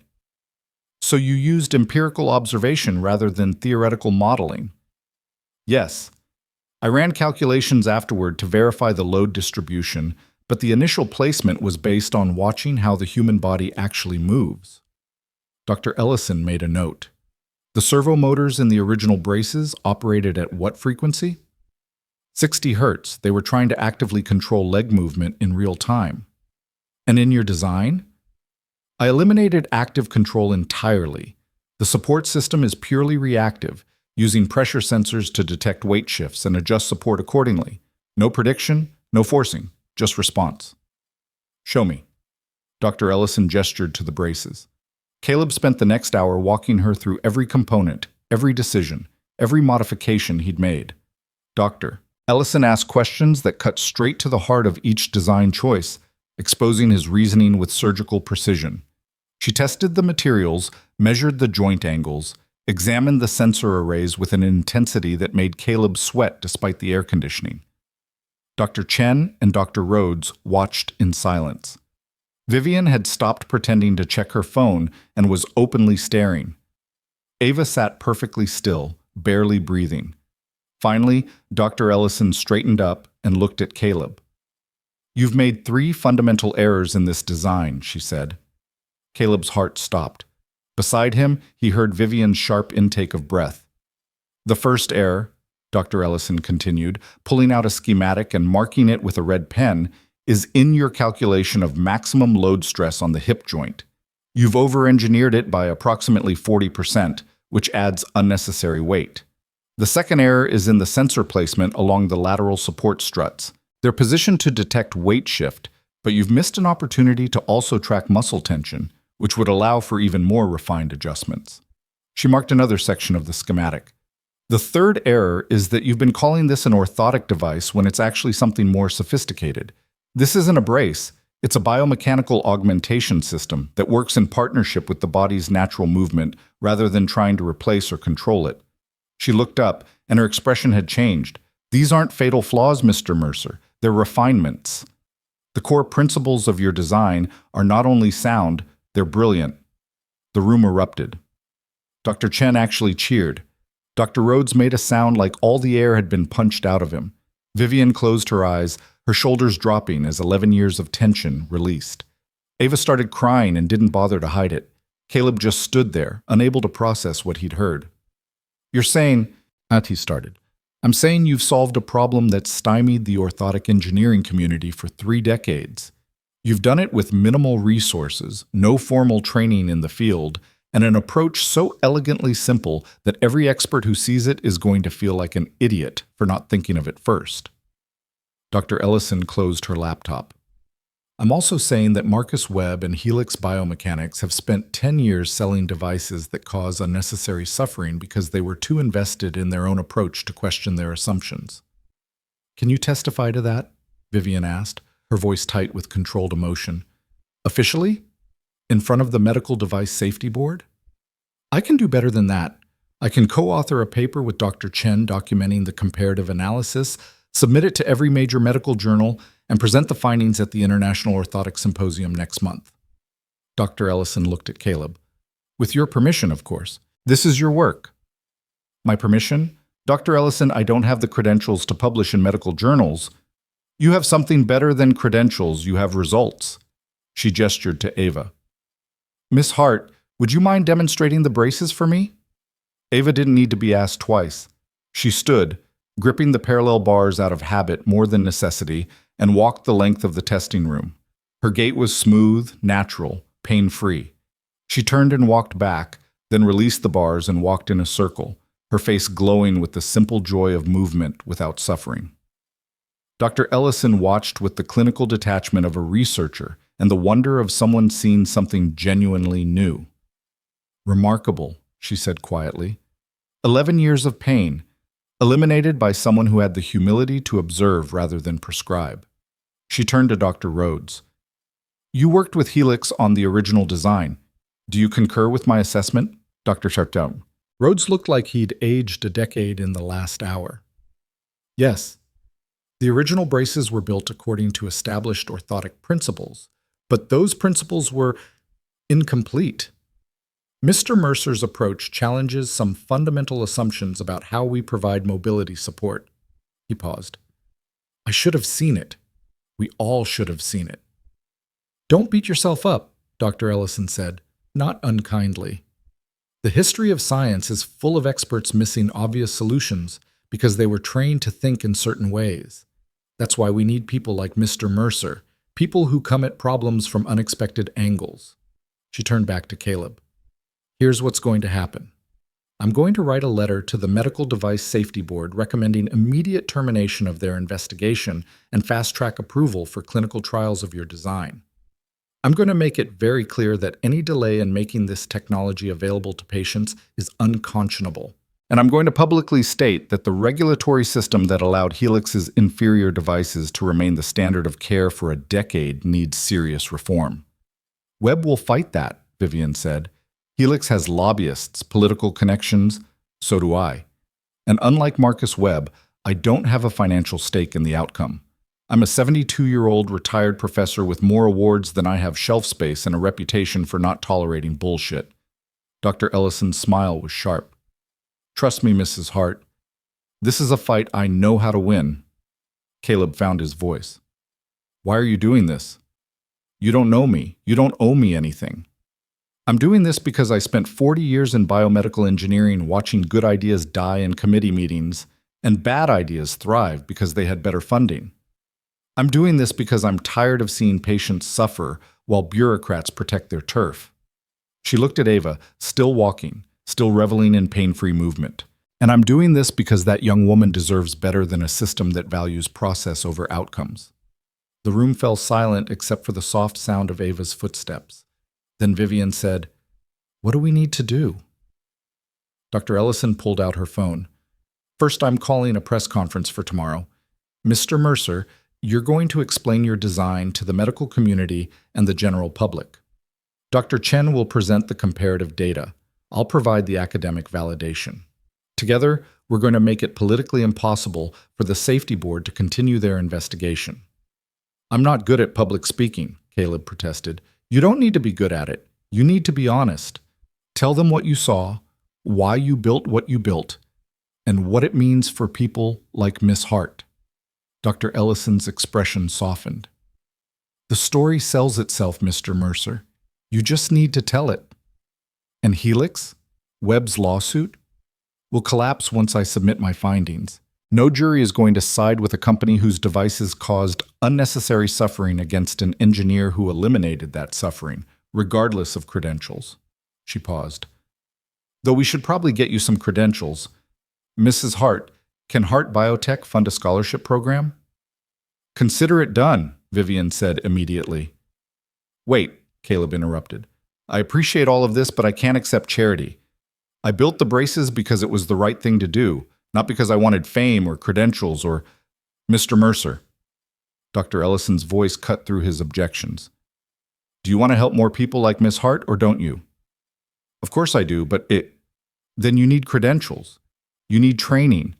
You need to understand the regulatory landscape so you can work within it or change it intelligently. She crossed her arms. You've proven you have the talent. Now let people who know this world help you develop it properly. That's not charity. That's investment in someone who's already demonstrated their worth. Caleb looked at Ava, who was watching him with an expression that said everything he needed to know. This wasn't just about him anymore. It wasn't even just about her. It was about every person trapped in pain by a system that valued credentials over compassion, procedure over results. Okay, he said. Tell me what I need to do. Dr. Ellison smiled.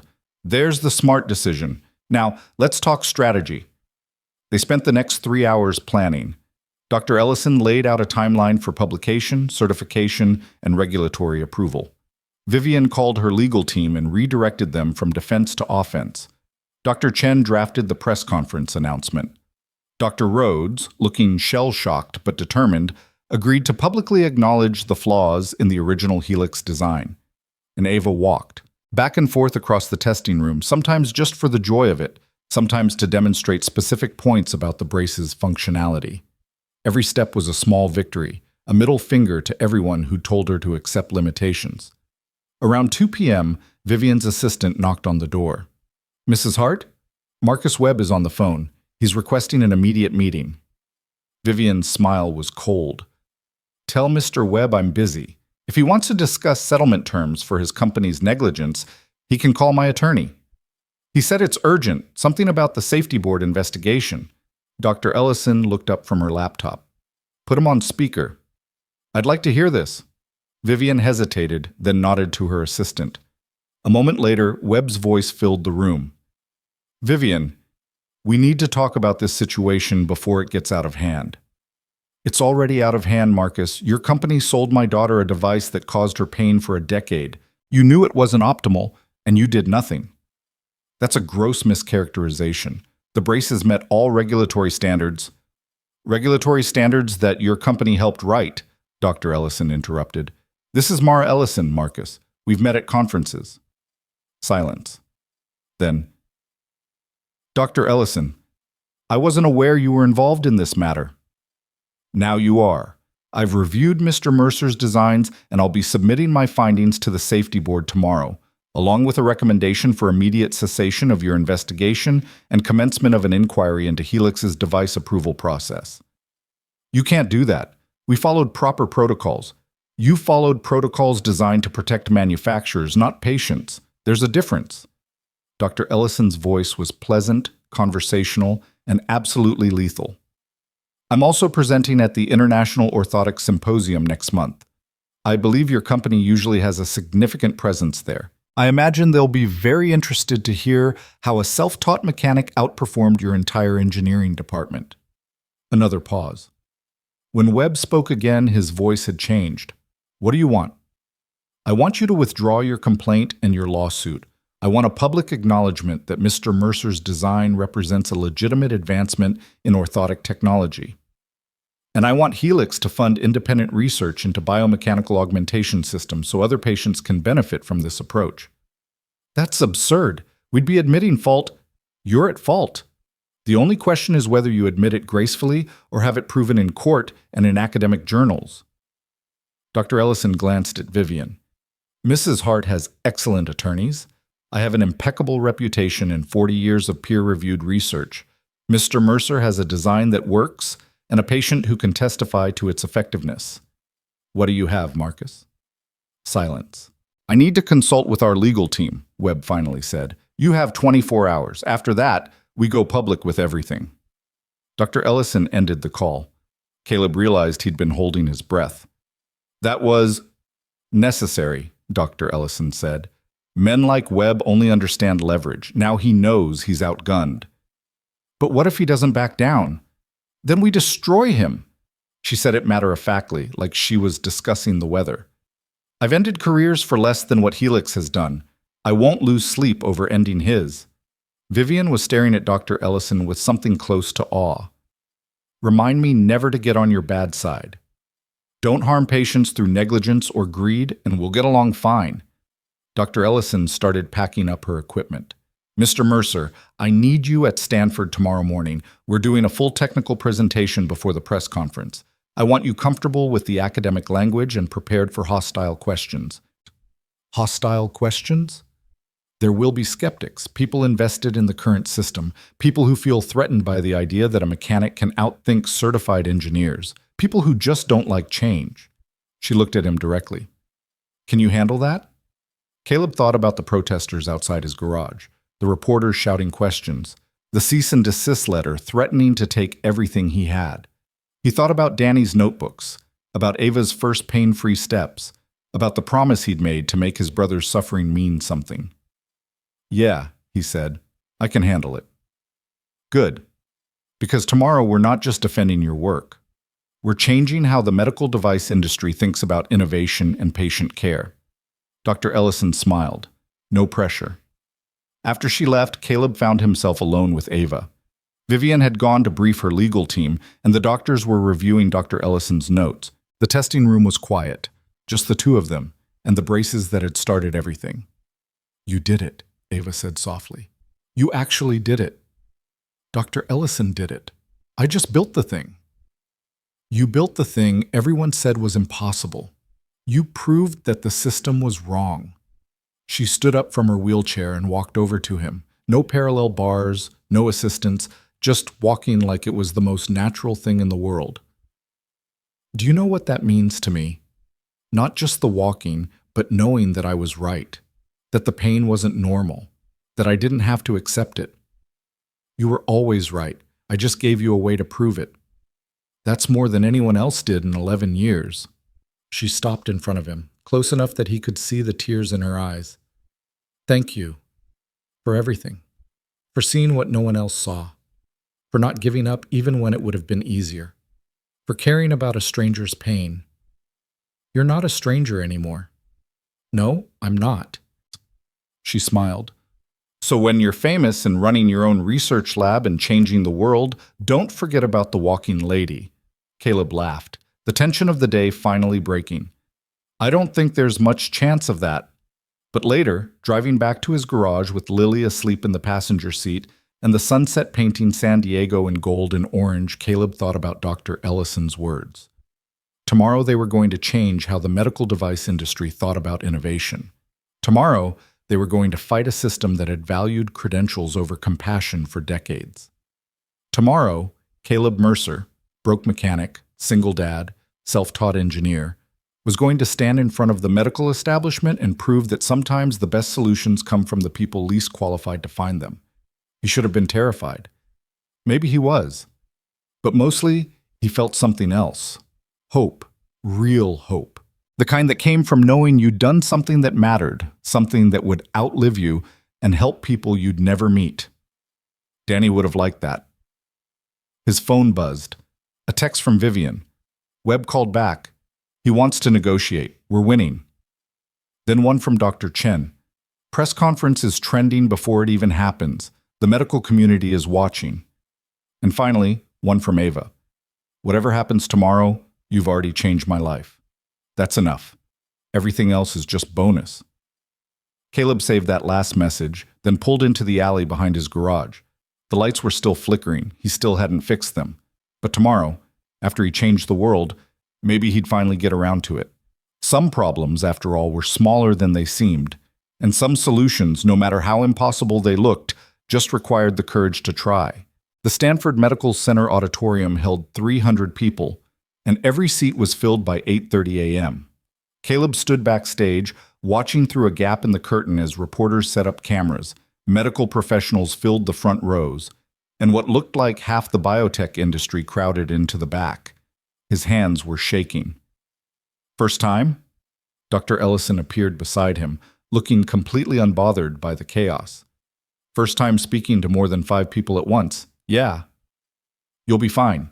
Just remember, you're not defending yourself. You're presenting a solution to a problem that's caused suffering for thousands of people. Focus on that, and the rest takes care of itself. Easy for her to say. She'd probably given 1,000 presentations. Caleb had given exactly 0, unless you counted explaining brake jobs to customers who didn't want to pay for them. Dr. Chen joined them, tablet in hand. The comparative data is loaded. I'll go first, establish the medical context. Then Dr. Ellison presents the biomechanical analysis. Then you walk them through the actual design. She looked at Caleb. Questions? About 1 million, but none that would help. I'm good. Liar, Dr. Ellison said cheerfully. But that's fine. Terror keeps you sharp. Just don't pass out on stage. That's comforting. Vivian appeared, Ava beside her in the wheelchair. They'd agreed that Ava wouldn't demonstrate the braces until after the presentation, when questions started. Maximum impact. Webb's here, Vivian said quietly. Front row, left side. He brought his entire legal team. Caleb found him through the curtain gap. Marcus Webb looked exactly like his LinkedIn photo. Mid-50s, expensive suit, the kind of face that probably smiled in board meetings while firing people. He was surrounded by men and women in similar suits, all of them radiating the confidence of people who'd never lost a fight. Good, Dr. Ellison said. Let him watch. At exactly 9 o'clock a.m., the lights dimmed. Dr. Chen walked onto the stage to polite applause, and the presentation began. She started with statistics: the number of people living with mobility impairment in the United States, the percentage using orthotic devices, the reported rates of pain and discomfort associated with those devices. She put up slide after slide of data, each one painting the same picture. The current standard of care was causing unnecessary suffering. For years, we've told patients that discomfort during rehabilitation is normal, Dr. Chen said, her voice carrying easily through the auditorium. We've told them to push through the pain, to accept that mobility comes with a price. But what if we've been wrong? What if the pain isn't a necessary cost of treatment? What if it's a design flaw? She clicked to the next slide. A comparison of Ava's pain levels over 11 years with the Helix braces versus 1 month with Caleb's design. The difference was stark, undeniable. Murmurs rippled through the audience. Caleb saw Webb lean over to one of his lawyers, whispering something sharp. Dr. Chen presented for 20 minutes, methodically dismantling the assumption that current orthotic devices represented the best possible option. Then she introduced Dr. Ellison. The applause was louder this time. Dr. Mara Ellison was a legend in this world, and people knew it. She walked to the podium with the easy confidence of someone who'd earned the right to speak and didn't care who disagreed. "I've been in biomedical engineering for 43 years, she began. I've seen innovations that changed lives and disasters that cost them. I've reviewed thousands of designs, consulted on hundreds of devices, and published more papers than I can remember. So when I tell you that what you're about to see represents a fundamental paradigm shift in how we approach orthotic support, understand that I'm not speaking lightly." She pulled up Caleb's schematics: the hip joint design, the sensor arrays, the load distribution system. Every element labeled and explained in technical language that made Caleb's head spin. "The conventional approach to orthotic design prioritizes mechanical stability through active control," Dr. Ellison continued. "We build devices that tell the body how to move, that constrain unwanted motion, that essentially treat the human frame as a machine requiring external guidance. This approach is logical, well-documented, and fundamentally flawed." She clicked to a video, Ava walking with the Helix braces. Even in the recording, you could see the tension in her shoulders, the way each step looked like work. What you're seeing here is a patient fighting her own support system. The braces are forcing movement patterns that contradict natural biomechanics, creating resistance with every step. Over time, this resistance causes pain, muscle fatigue, and psychological discouragement. We call this rehabilitation discomfort and tell patients it's normal. Next video, Ava walking with Caleb's braces. The difference was night and day. Her movement was fluid, natural, almost effortless.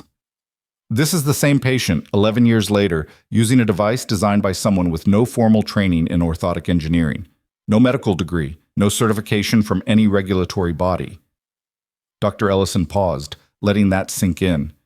Just a mechanic who watched his brother suffer and decided there had to be a better way. She clicked through slides showing the biomechanical analysis, the stress distribution, the sensor responsiveness. Every chart, every graph, every data point supported the same conclusion: Caleb's design was better. "The key innovation here isn't technological sophistication," Dr. Ellison said. "It's philosophical. Instead of controlling the body, this design trusts it. The sensors detect natural movement patterns and adjust support in real time, working with the body's intended motion rather than against it. It's elegantly simple, and that simplicity is precisely why it works." More murmurs from the audience, louder now. Caleb could see people leaning forward, some taking notes, others pulling out phones to photograph the slides. Webb's face had gone red. "I'm going to make a statement now that will probably generate controversy," Dr. Ellison said.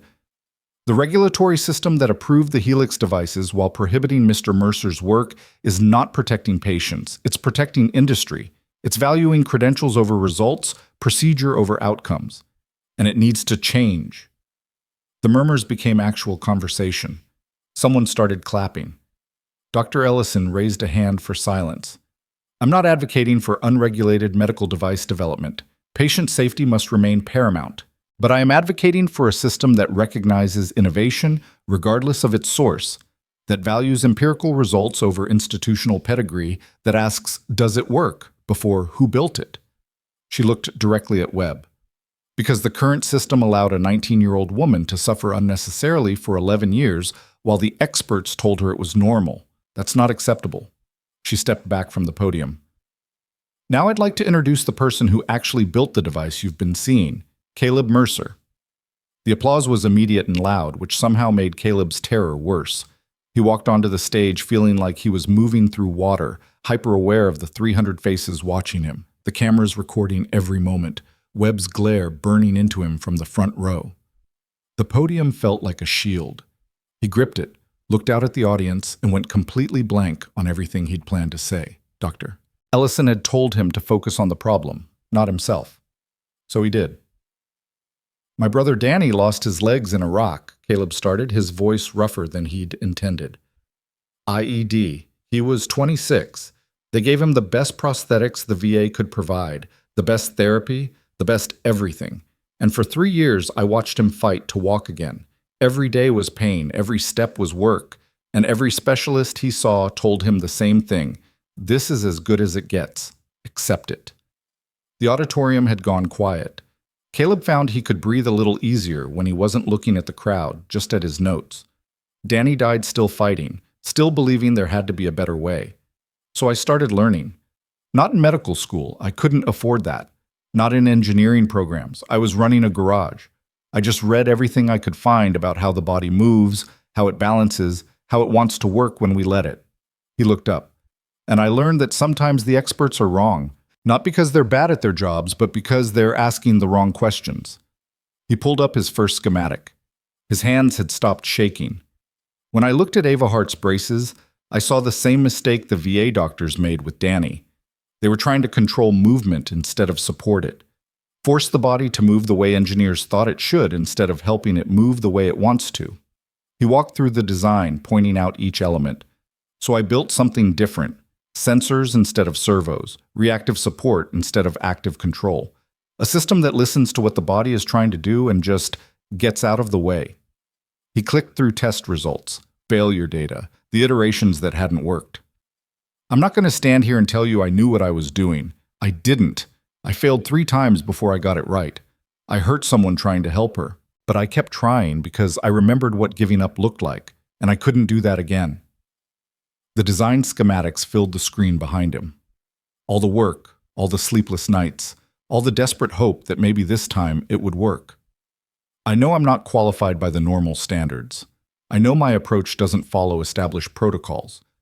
But I also know that Ava Hart can walk now without pain for the first time in 11 years, and that has to count for something. He looked directly at Webb. The question isn't whether I had the right credentials to build this.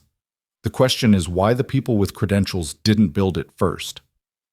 The silence that followed felt alive, electric.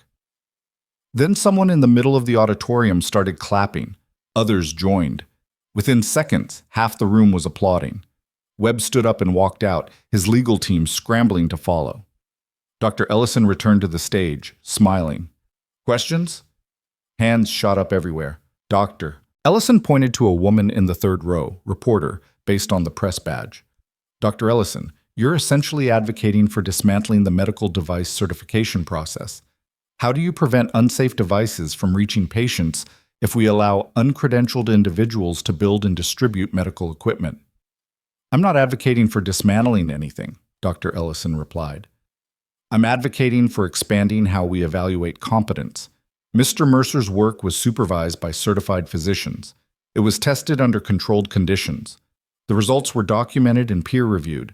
That's good science, regardless of whether the primary researcher has a degree on his wall. Another hand. A man in a suit near Webb's empty seat. What about liability? If something had gone wrong, who would be responsible? Vivian stood up from her seat. I would. I provided complete liability coverage and assumed all legal risk. Mr. Mercer worked under contract with full oversight from medical professionals. This wasn't reckless experimentation. It was properly supervised research. But the Medical Device Safety Board, the Safety Board launched an investigation based on a complaint from a competitor whose inferior product was being exposed. Dr. Chen interjected. That's not patient protection. That's market protection. The questions kept coming, some hostile, most genuinely curious. How long until the design could be mass-produced? What about clinical trials? Could the same principles be applied to other mobility devices? How much would it cost? Caleb answered what he could, deferred to the doctors for the rest. The whole thing felt surreal, like he was watching himself from outside his body. Then someone asked the question he'd been dreading. Mr. Mercer, is it true that Helix Biomechanics has filed a lawsuit against you for patent infringement and unauthorized medical practice? The room went silent. Yes, Caleb said simply. And how do you respond to their claims? Before Caleb could answer, Dr. Ellison stepped forward. I'll respond. Helix's lawsuit is a transparent attempt to suppress competition and protect market share. They're arguing that Mr. Mercer stole proprietary technology when in fact his design solves problems their technology created. They're claiming he endangered a patient when their device caused that patient a decade of unnecessary pain. Her voice went cold. And they're hiding behind regulatory language to avoid admitting that they've been selling inferior products for years because innovation threatened their profit margins. A man stood up in the back. Caleb didn't recognize him, but his suit screamed lawyer. Dr. Ellison, those are serious accusations. Do you have evidence that Helix knowingly sold defective devices? I have evidence that Helix sold devices that caused pain, that Mr. Mercer's alternative eliminates that pain, and that Helix's response was to try to shut down Mr. Mercer rather than improve their product. Draw your own conclusions. Dr. Ellison smiled pleasantly. And for the record, I'm prepared to testify to all of this under oath. Are you prepared to have your client's design decisions scrutinized in open court? The lawyer sat down. Dr. Chen leaned into the microphone. We have a demonstration if the audience is interested in seeing the device in actual use. Every hand in the room went up. Ava stood from her wheelchair. The gasp that went through the auditorium was audible. She walked to the stage, no assistance, no hesitation, and climbed the 3 steps to the platform where Caleb stood. My name is Ava Hart, she said to the crowd. 11 years ago, I was injured in an accident. I've used orthotic braces since then, all of them designed by certified professionals, all of them approved by regulatory boards. And all of them hurt. Every single day, every single step, I was in pain. The specialist told me it was normal. The physical therapist told me to push through it. The engineers told me the braces were the best available technology. She walked across the stage, her movement easy and natural. Then a mechanic looked at my braces for 30 seconds and said, "These are built wrong." And he was right. He was right. And everyone with degrees and certifications and years of experience was wrong. She stopped at the center of the stage. I'm not in pain right now. I haven't been in pain for a month. For the first time in 11 years, walking doesn't hurt. That's not a miracle. That's good engineering. And it came from someone the system says isn't qualified. She looked at Webb's empty seat. Helix Biomechanics charged my mother $200,000 for devices that hurt me. When someone built something better, they tried to destroy him legally rather than admit their product was flawed. I think that tells you everything you need to know about who's really protecting patients and who's protecting profits. The applause started before she finished speaking.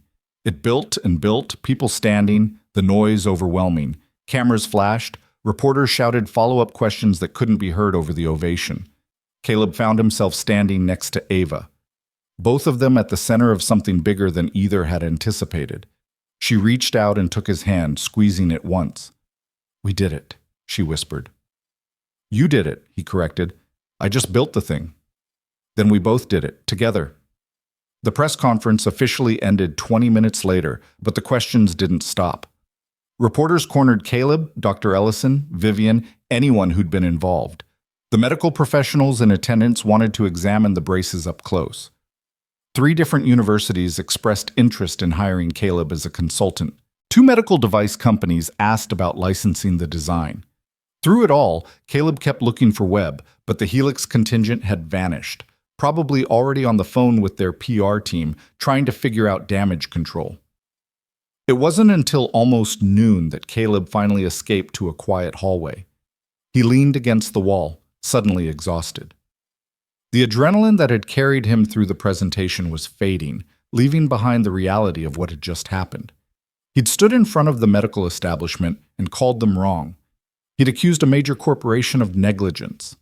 He'd made himself a target for every lawyer and regulator who felt threatened by the idea that expertise could come from unexpected places. And he'd probably just painted a bigger target on his back. Second thoughts? Dr. Ellison appeared beside him, holding 2 cups of coffee. About 1,000 of them. Good. Means you're thinking.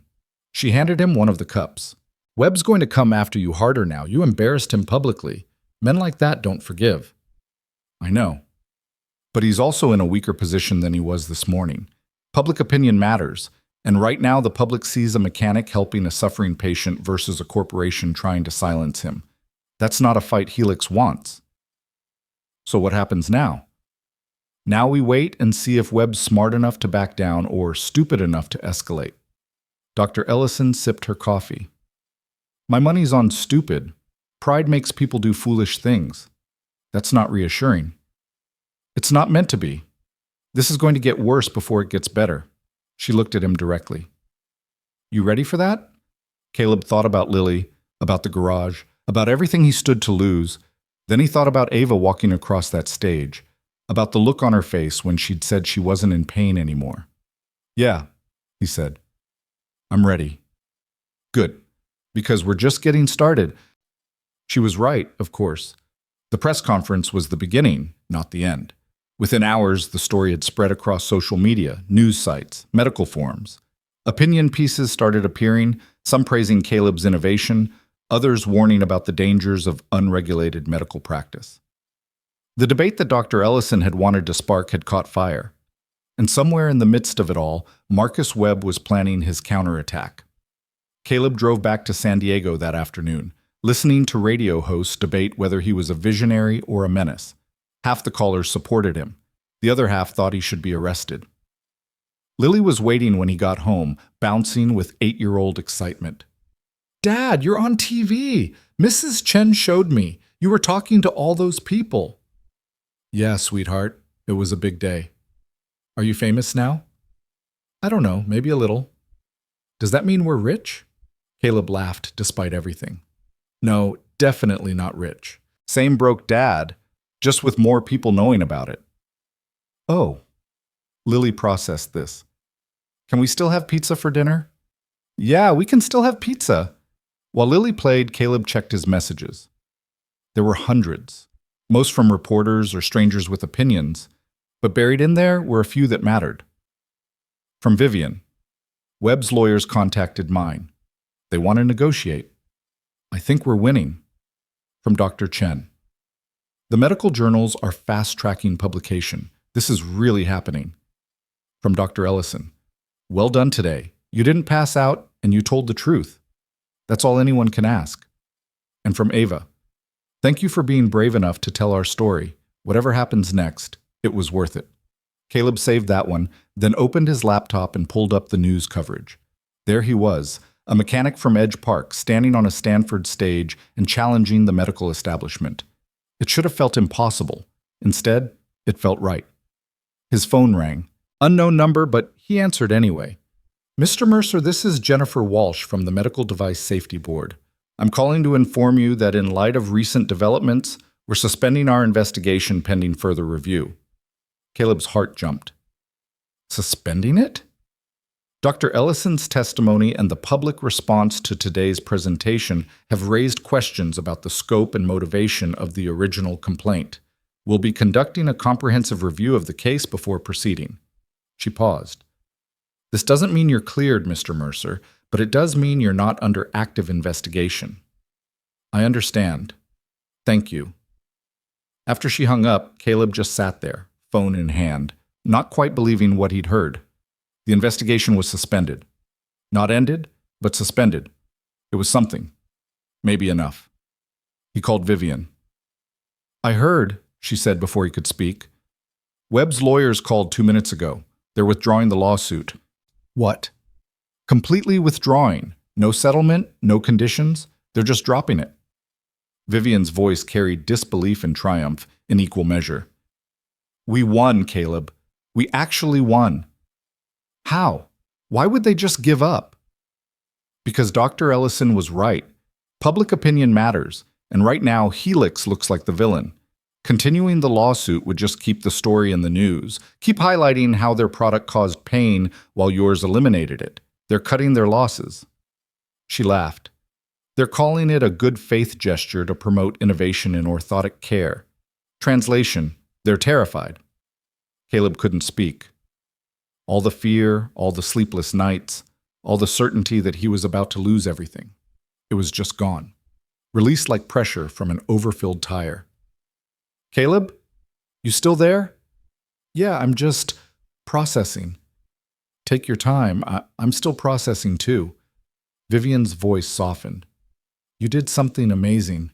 You stood up to a system designed to crush people like you, and you won. That doesn't happen often. I didn't do it alone. No. But you started it. You were the one brave enough or crazy enough to tell a billionaire her daughter's medical equipment was built wrong. Everything else came from that. After they hung up, Caleb sat in the quiet garage, surrounded by tools and car parts and the normal chaos of his everyday life. Tomorrow, he'd have to figure out what came next. Clinical trials, certification programs, all the legitimate channels Dr. Ellison had mentioned. It would be work. It would be complicated. But tonight, he just let himself feel it. The relief. The victory. The knowledge that he'd kept his promise to Danny, that he'd helped Ava, that he'd proven something important about challenging authority when authority was wrong. Dad? Lily appeared in the doorway. Are you okay? You look weird. I'm good, sweetheart. Really good. Then why are you crying? Was he? Caleb touched his face and found it wet. Happy tears. Sometimes people cry when good things happen. That's weird. Yeah, it is. He pulled her into a hug. Come on, let's go get that pizza. We're celebrating. Celebrating what? Celebrating that sometimes, when you do the right thing, even though it's scary, it actually works out. Lily considered this with the seriousness of 8. Is this a lesson? Maybe. Yeah, probably. Okay, can we get extra cheese? Absolutely. They walked upstairs together, leaving the garage dark except for those flickering lights Caleb still hadn't fixed. Tomorrow. He'd definitely fix them tomorrow. Right now, he had pizza to order and a daughter to celebrate with and a future that suddenly looked a whole lot brighter than it had this morning. The phone calls would start again soon. The reporters, the opportunities, the complications. But for tonight, Caleb Mercer, mechanic, single dad, accidental revolutionary, was just going to enjoy winning. It didn't happen often enough to take for granted. The pizza had gone cold by the time Caleb's phone rang again. He almost didn't answer. Lily had fallen asleep on the couch, and the quiet felt too precious to break. But the caller ID showed Dr. Ellison's number, and she wouldn't call this late without good reason. Caleb, turn on channel 8, now. He grabbed the remote, keeping the volume low. The news anchor's face filled the screen, serious and urgent. Breaking story tonight as Helix Biomechanics faces federal investigation into allegations of fraudulent device certification. Documents obtained by investigative reporters show the company may have suppressed internal testing data indicating their orthotic devices caused higher pain levels than reported to regulators. The revelation comes just hours after the company withdrew its lawsuit against independent engineer Caleb Mercer, whose competing design has sparked national debate about medical device oversight. Caleb's stomach dropped. What is this? Justice. Dr. Ketsium, Ellison said. One of the reporters at the press conference started digging into Helix's certification process. Turns out they had internal data showing patient complaints about pain, and they buried it, classified it as acceptable discomfort levels in their reports to the FDA. They knew, Caleb said slowly. They knew their braces were causing pain, and they sold them anyway. For 10 years, to thousands of patients, including a 19-year-old girl whose mother paid $200,000 for the privilege of watching her daughter suffer. Dr. Ellison's voice was ice. Webb didn't withdraw the lawsuit because he was being gracious. He withdrew it because he knew what was coming. The news cut to footage of federal agents entering Helix's corporate headquarters, then to Webb himself, surrounded by lawyers offering no comment to shouted questions. His face was gray, his confidence from the boardroom completely gone. "What happens now?" Caleb asked. "Now the FDA opens a formal investigation. Helix's devices get pulled from the market pending review.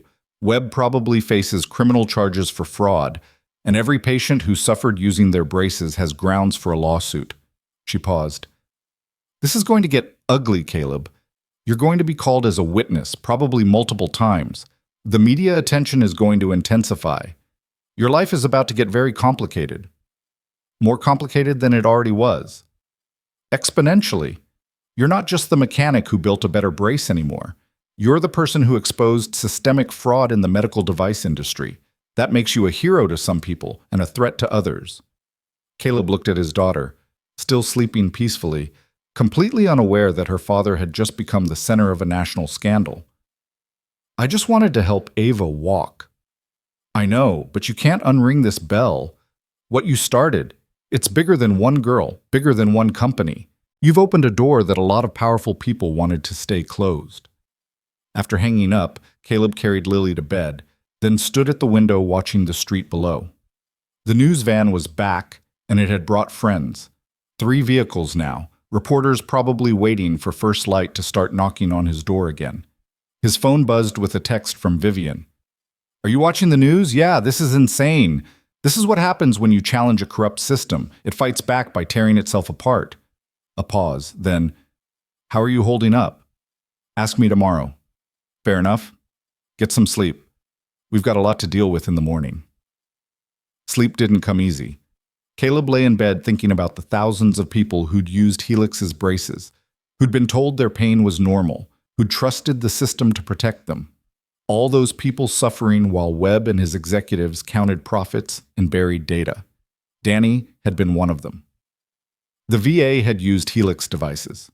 Caleb remembered the brand name on the braces his brother had struggled with, remembered thinking they looked expensive and sophisticated and must therefore be the best available. They'd been causing pain the whole time, and nobody had said anything because the people who knew weren't allowed to speak, and the people allowed to speak didn't know. Somewhere around 3 a.m., Caleb finally drifted off, his dreams full of federal investigations and courtrooms, and his brother's face asking why it had taken so long.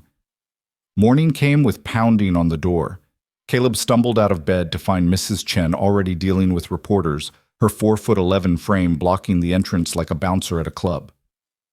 "Mr. Mercer is not making statements," she was saying in a voice that could cut glass. "You want to talk to him? You send a letter like civilized people. Now get off my property before I call the police."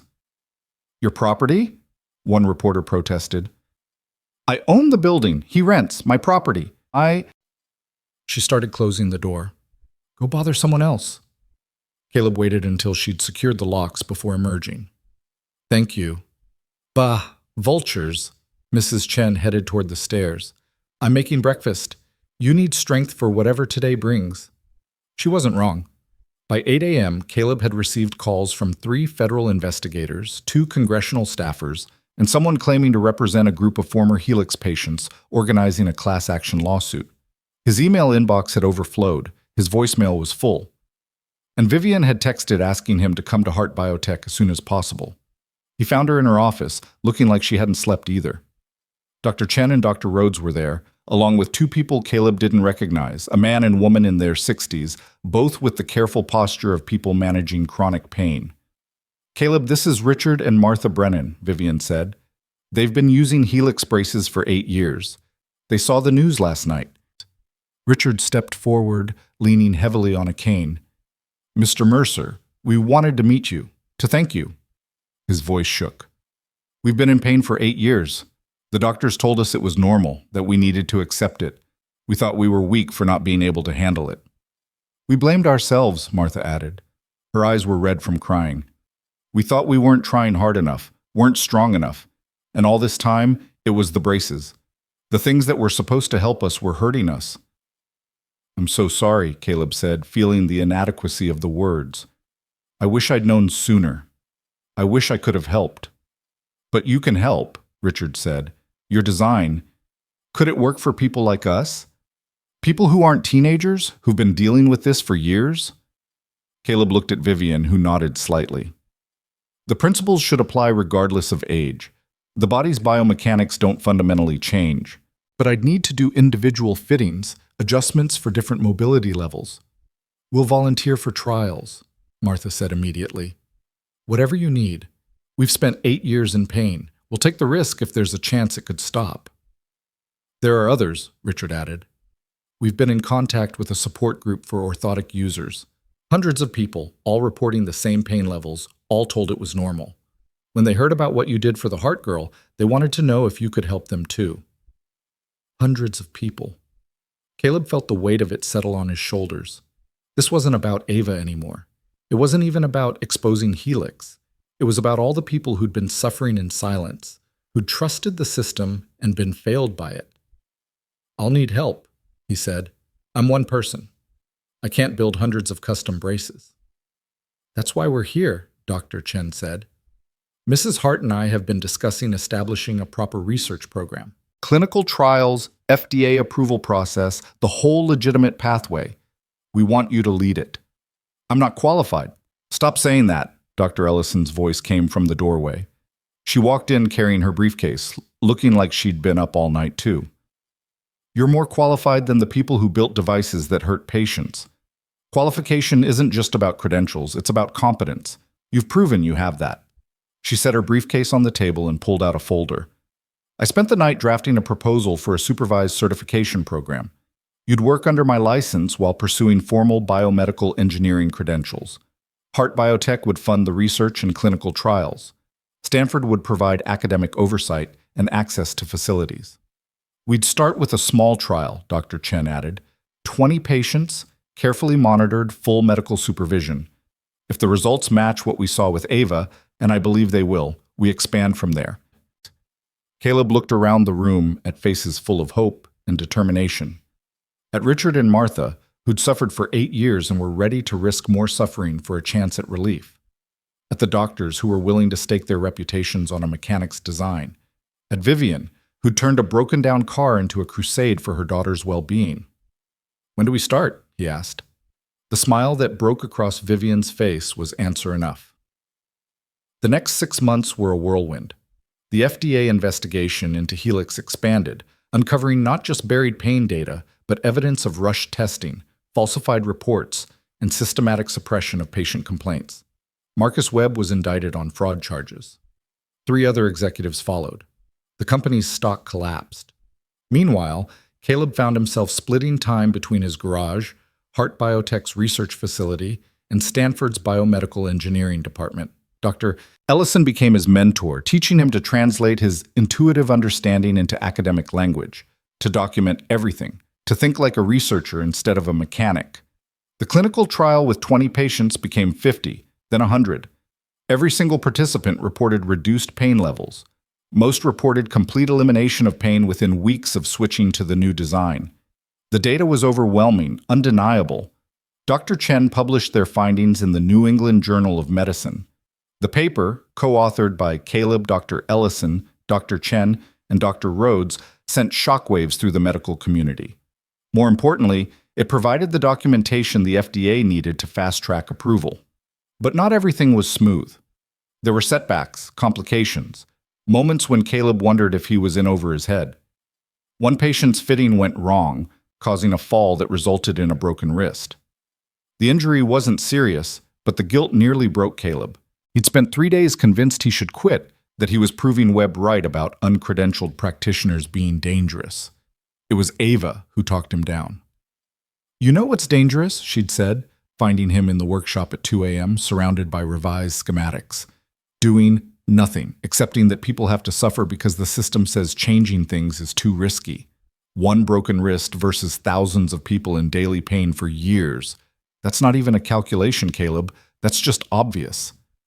What if it had been worse? What if someone gets seriously hurt because I made a mistake? Then you learn from it and do better. That's how progress works. The people who built the Helix braces, they had all the credentials, all the approval, and they caused systematic suffering for a decade. You've had 1 injury in 6 months treating 100 patients. That's not a failure rate. That's an improvement over what the experts managed. She was right, of course. Right. But it didn't make the guilt easier to carry. The breakthrough moment came 8 months after the Stanford press conference. Dr. Ellison had arranged for Caleb to present at the International Orthotic Symposium, the same event where Helix had showcased their devices for years. The irony wasn't lost on anyone. Caleb stood on a stage in front of 2,000 medical professionals and told Danny's story. He explained how watching his brother suffer had taught him that credentials didn't equal understanding, that sometimes the best solutions came from asking different questions. He walked them through the design philosophy behind the braces, the emphasis on working with the body instead of controlling it. And then he brought out 15 patients. They walked onto the stage one by one, each of them sharing their story. Years of pain, specialists who'd told them to accept it, lives constrained by the limitations of devices that were supposed to help. And then the relief, the freedom, the simple joy of movement without suffering that Caleb's design had given them. Richard and Martha were there, walking together without canes for the first time in 8 years. A former soldier who'd lost her legs in Afghanistan and spent 6 years fighting VA-issued braces that hurt more than they helped. A 12-year-old boy who'd been told he'd never walk without pain, now running across the stage to prove the experts wrong. And Ava, who'd started it all, walking to the microphone with the confidence of someone who'd reclaimed her own body. "A year ago, I couldn't take 5 steps without pain," she said to the assembled crowd. "Today I walked 3 miles this morning because I wanted to. Not for therapy, not for rehabilitation, just because I could." She looked at Caleb. "That's what good engineering looks like. Not credentials or certifications or regulatory approval. Results, human results. People living better lives because someone cared enough to question whether the current system was actually working." The standing ovation lasted 5 minutes. But more importantly, it sparked change. Medical schools began incorporating Caleb's design principles into their orthotic curriculum. The FDA announced new oversight protocols for device testing and patient complaint reporting. 3 major medical device manufacturers licensed Caleb's design, committing to produce braces based on his biomechanical approach. And Congress passed the Medical Device Innovation Act, creating pathways for non-traditional researchers to participate in device development under proper supervision. The bill's sponsors called it the Mercer Provision. Through it all, Caleb kept the garage open. He still fixed cars, still changed oil, still dealt with customers who complained about brake job costs. Lily still did homework at the shop counter. Mrs. Chen still brought dumplings. Some things were too important to change just because everything else had. 1 year to the day after Vivian's G-Wagon had broken down outside his garage, Caleb stood in a different kind of facility. Mercer Mobility Lab occupied a renovated warehouse in Edge Park, 6 blocks from the garage. The space was bright, modern, equipped with everything needed for custom brace design and fitting, but it was still humble, still focused on the neighborhood, still committed to helping people regardless of their ability to pay. The sign above the door read, Mercer Mobility Lab, where walking begins. Below it, in smaller letters, in memory of Sergeant Daniel Mercer. Vivian had funded it. Dr. Ellison had designed the training program. Dr. Chen supervised the medical protocols. But it was Caleb's vision, built on the principle that help shouldn't be limited to people with the right insurance or the right connections. The grand opening drew a crowd. Former patients, current trial participants, reporters, medical professionals curious to see what the mechanic-turned-engineer had built. Caleb gave a short speech about second chances and questioning authority and the importance of listening to people when they said they were hurting. Then Ava cut the ribbon, walking across the threshold on her own 2 legs, and the lab officially opened for business. The first patient was a 7-year-old girl named Sophie, who'd been born with cerebral palsy. Her mother had driven 5 hours from Los Angeles after seeing Caleb's story on the news, hoping for a miracle. Caleb didn't promise miracles. He never did. He promised effort, careful attention, and a willingness to try things the conventional system might not approve. He fitted Sophie for custom braces, adjusting the design to account for her specific mobility challenges, working with her physical therapist to create something that would support rather than constrain. 3 weeks later, Sophie took her first unassisted steps. Her mother cried. Sophie laughed. And Caleb thought about Danny, about promises kept and suffering transformed into purpose. That evening, he closed up the lab and walked back to the garage. Lily was waiting, 9 years old now, and already asking questions about engineering and biomechanics that Caleb had to research to answer. She'd probably end up smarter than him. He was okay with that. "Good day?" she asked, looking up from her tablet. "Really good day. A little girl learned to walk." "Like the walking lady?" Caleb smiled. Lily still called Ava that, even though they'd had dinner together a dozen times. "Yeah, like the walking lady. Are you going to help more people?" "That's the plan." "Good. You're better at that than fixing cars anyway." She went back to her tablet with the casual certainty of childhood. Caleb's phone buzzed, a text from Ava. "Saw the news about the lab opening. Proud of you. Want to grab coffee this weekend?" Over the past year, their relationship had evolved from patient and engineer to something closer to friendship. Ava had taken a gap year from college to work at the lab, helping new patients adjust to their braces, sharing her experience, being the proof that the system could change. She was good at it, better than Caleb had expected. "Coffee sounds good," he replied. "Saturday? Perfect. There's something I want to talk to you about." Caleb wondered what that meant, but didn't push. He'd learned that some things revealed themselves in their own time. Saturday came, and they met at a cafe near the beach, the same beach where Ava's accident had happened 19 years ago. She'd suggested the location, said she wanted to reclaim it from being a place of trauma. "I'm starting college in the fall," she announced after they'd ordered. "Stanford, biomedical engineering." "Following in Dr. Ellison's footsteps." "Following in yours, actually. You proved you don't need to start with credentials to make a difference, but I figure getting them anyway won't hurt," she grinned. "Plus, Dr. Ellison offered to be my advisor. I'd be stupid to turn that down." "You'll be great at it." "I hope so. I want to do what you did, find the problems everyone else is ignoring and fix them." She paused, her expression becoming more serious. "But that's not what I wanted to talk about. Mom and I are planning something for the anniversary." "Anniversary?" "1 year since I took my first pain-free step, since you changed my life." Ava pulled out her tablet, showing him plans for an event. "We're organizing a walk, a fundraiser for the lab, but also a celebration. All the patients you've helped, all the people who've benefited from the design, we're going to walk together, on the beach, the place that broke me." Caleb looked at the plans. A sunrise walk, starting at the exact spot where Ava had been injured, stretching 3 miles down the coast.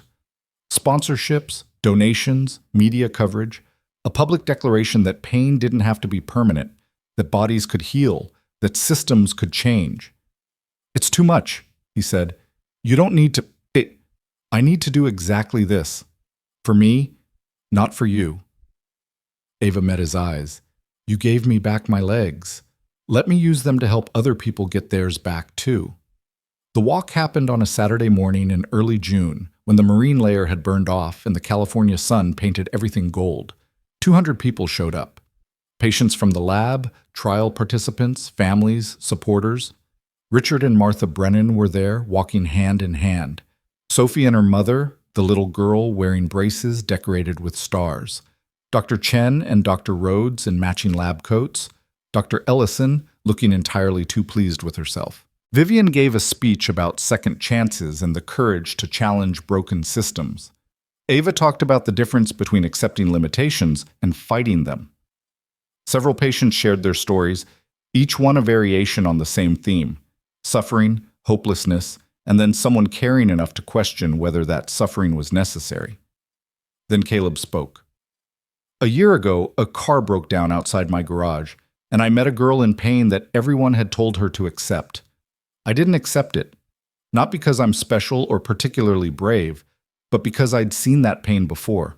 I'd watched my brother live with it and die with it, and I couldn't stand to watch someone else go through the same thing without at least trying to help." He looked out at the crowd, at all the faces of people who were living different lives because he'd been willing to try. "This walk isn't about me. It's about every person here who refused to accept that pain had to be permanent. It's about the doctors who were willing to question their training. It's about the researchers who valued results over credentials. It's about a 19-year-old girl who was brave enough to trust a mechanic with her mobility." He found Ava in the crowd. "It's about all of us choosing to believe that better was possible." They walked together, 200 people moving down the beach in the early morning light. Some with braces, some without, all of them connected by the simple act of movement, of choosing to keep going despite obstacles and setbacks, in a system designed to make change difficult. Caleb walked with Lily on one side and Ava on the other. Somewhere above them, maybe, Danny was watching. Maybe he was proud. Maybe he finally understood that his suffering hadn't been meaningless, that it had taught his brother something essential about not accepting the world as it was. The walk ended where Ava's accident had happened. Someone had placed a marker there, a simple stone with an inscription, where falling ended and walking began. Ava stood before it, Vivian beside her, both of them crying. The crowd gathered around, this impromptu family, bound by shared experience and the knowledge that change was possible when people cared enough to fight for it. "Thank you," Ava said to Caleb, her voice carrying across the beach, "for seeing me, for believing me, for not giving up even when you should have." "Thank you for trusting me," Caleb replied, "for being brave enough to try."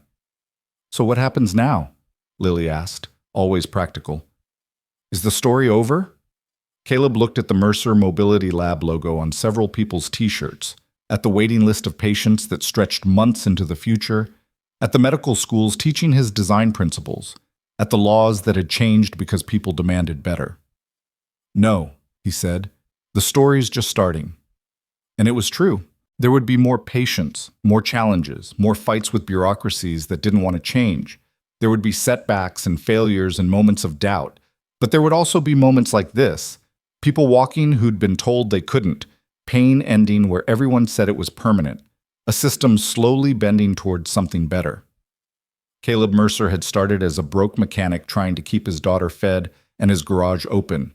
He'd become something else through the simple act of refusing to accept that suffering was inevitable. Not a hero, not a genius, just someone who'd cared enough to question authority when authority was wrong. Sometimes that was enough to change the world. The crowd began to disperse, people heading back to their cars, their lives, their own stories. But Caleb stood for a while longer on the beach, watching the waves, thinking about his brother and second chances and the unexpected ways that grief could transform into purpose. "Dad?" Lily tugged his hand. "Can we go home now? I'm hungry." "Yeah, sweetheart. Let's go home." They walked back toward the parking lot, leaving the beach behind but carrying its lessons forward. Tomorrow, Caleb would open the lab and help more people. He'd continue his certification program with Dr. Ellison. He'd probably fix a few cars at the garage because some things were too fundamental to abandon. But tonight, he'd have dinner with his daughter and maybe finally fix those flickering lights that had been broken for over a year. Small problems, easily solved, a reminder that not everything required revolution. Though sometimes, when the moment was right and the need was great and someone was brave enough to try, revolution was exactly what the world needed. Caleb's phone buzzed one last time, a message from an unknown number. "Mr. Mercer, my name is James Chen. I'm a wheelchair user in Portland, and I just saw the news about your lab. I've been in pain for 6 years. Can you help me?" Caleb looked at the message, then at the lab contact information he'd been sharing with people, then at the waiting list that kept growing despite his best efforts to work faster. He typed back, "Yes, we can help. Contact the lab Monday and we'll get you scheduled." Because that was the answer now. Not maybe, not if you can afford it, not if the system approves. Just yes. We can help. And in the end, that was all that mattered. The credentials, the recognition, the laws and policies and academic papers, they were tools to make helping people possible. But the core of it, the reason for everything, was simple. People were hurting. And Caleb Mercer had learned that sometimes, if you cared enough and tried hard enough and refused to accept that pain was inevitable, you could actually make it stop. That was enough for one lifetime. That was enough for Danny's memory. That was enough for the little girl sleeping in the car on the way home, growing up in a world where her father had proven that ordinary people could do extraordinary things when they refused to accept that suffering was the price of living. The garage lights were still flickering when they got home. Caleb looked at them, smiled, and finally pulled out the ladder and the replacement bulbs he'd bought a year ago. Some things, it turned out, were worth fixing after all.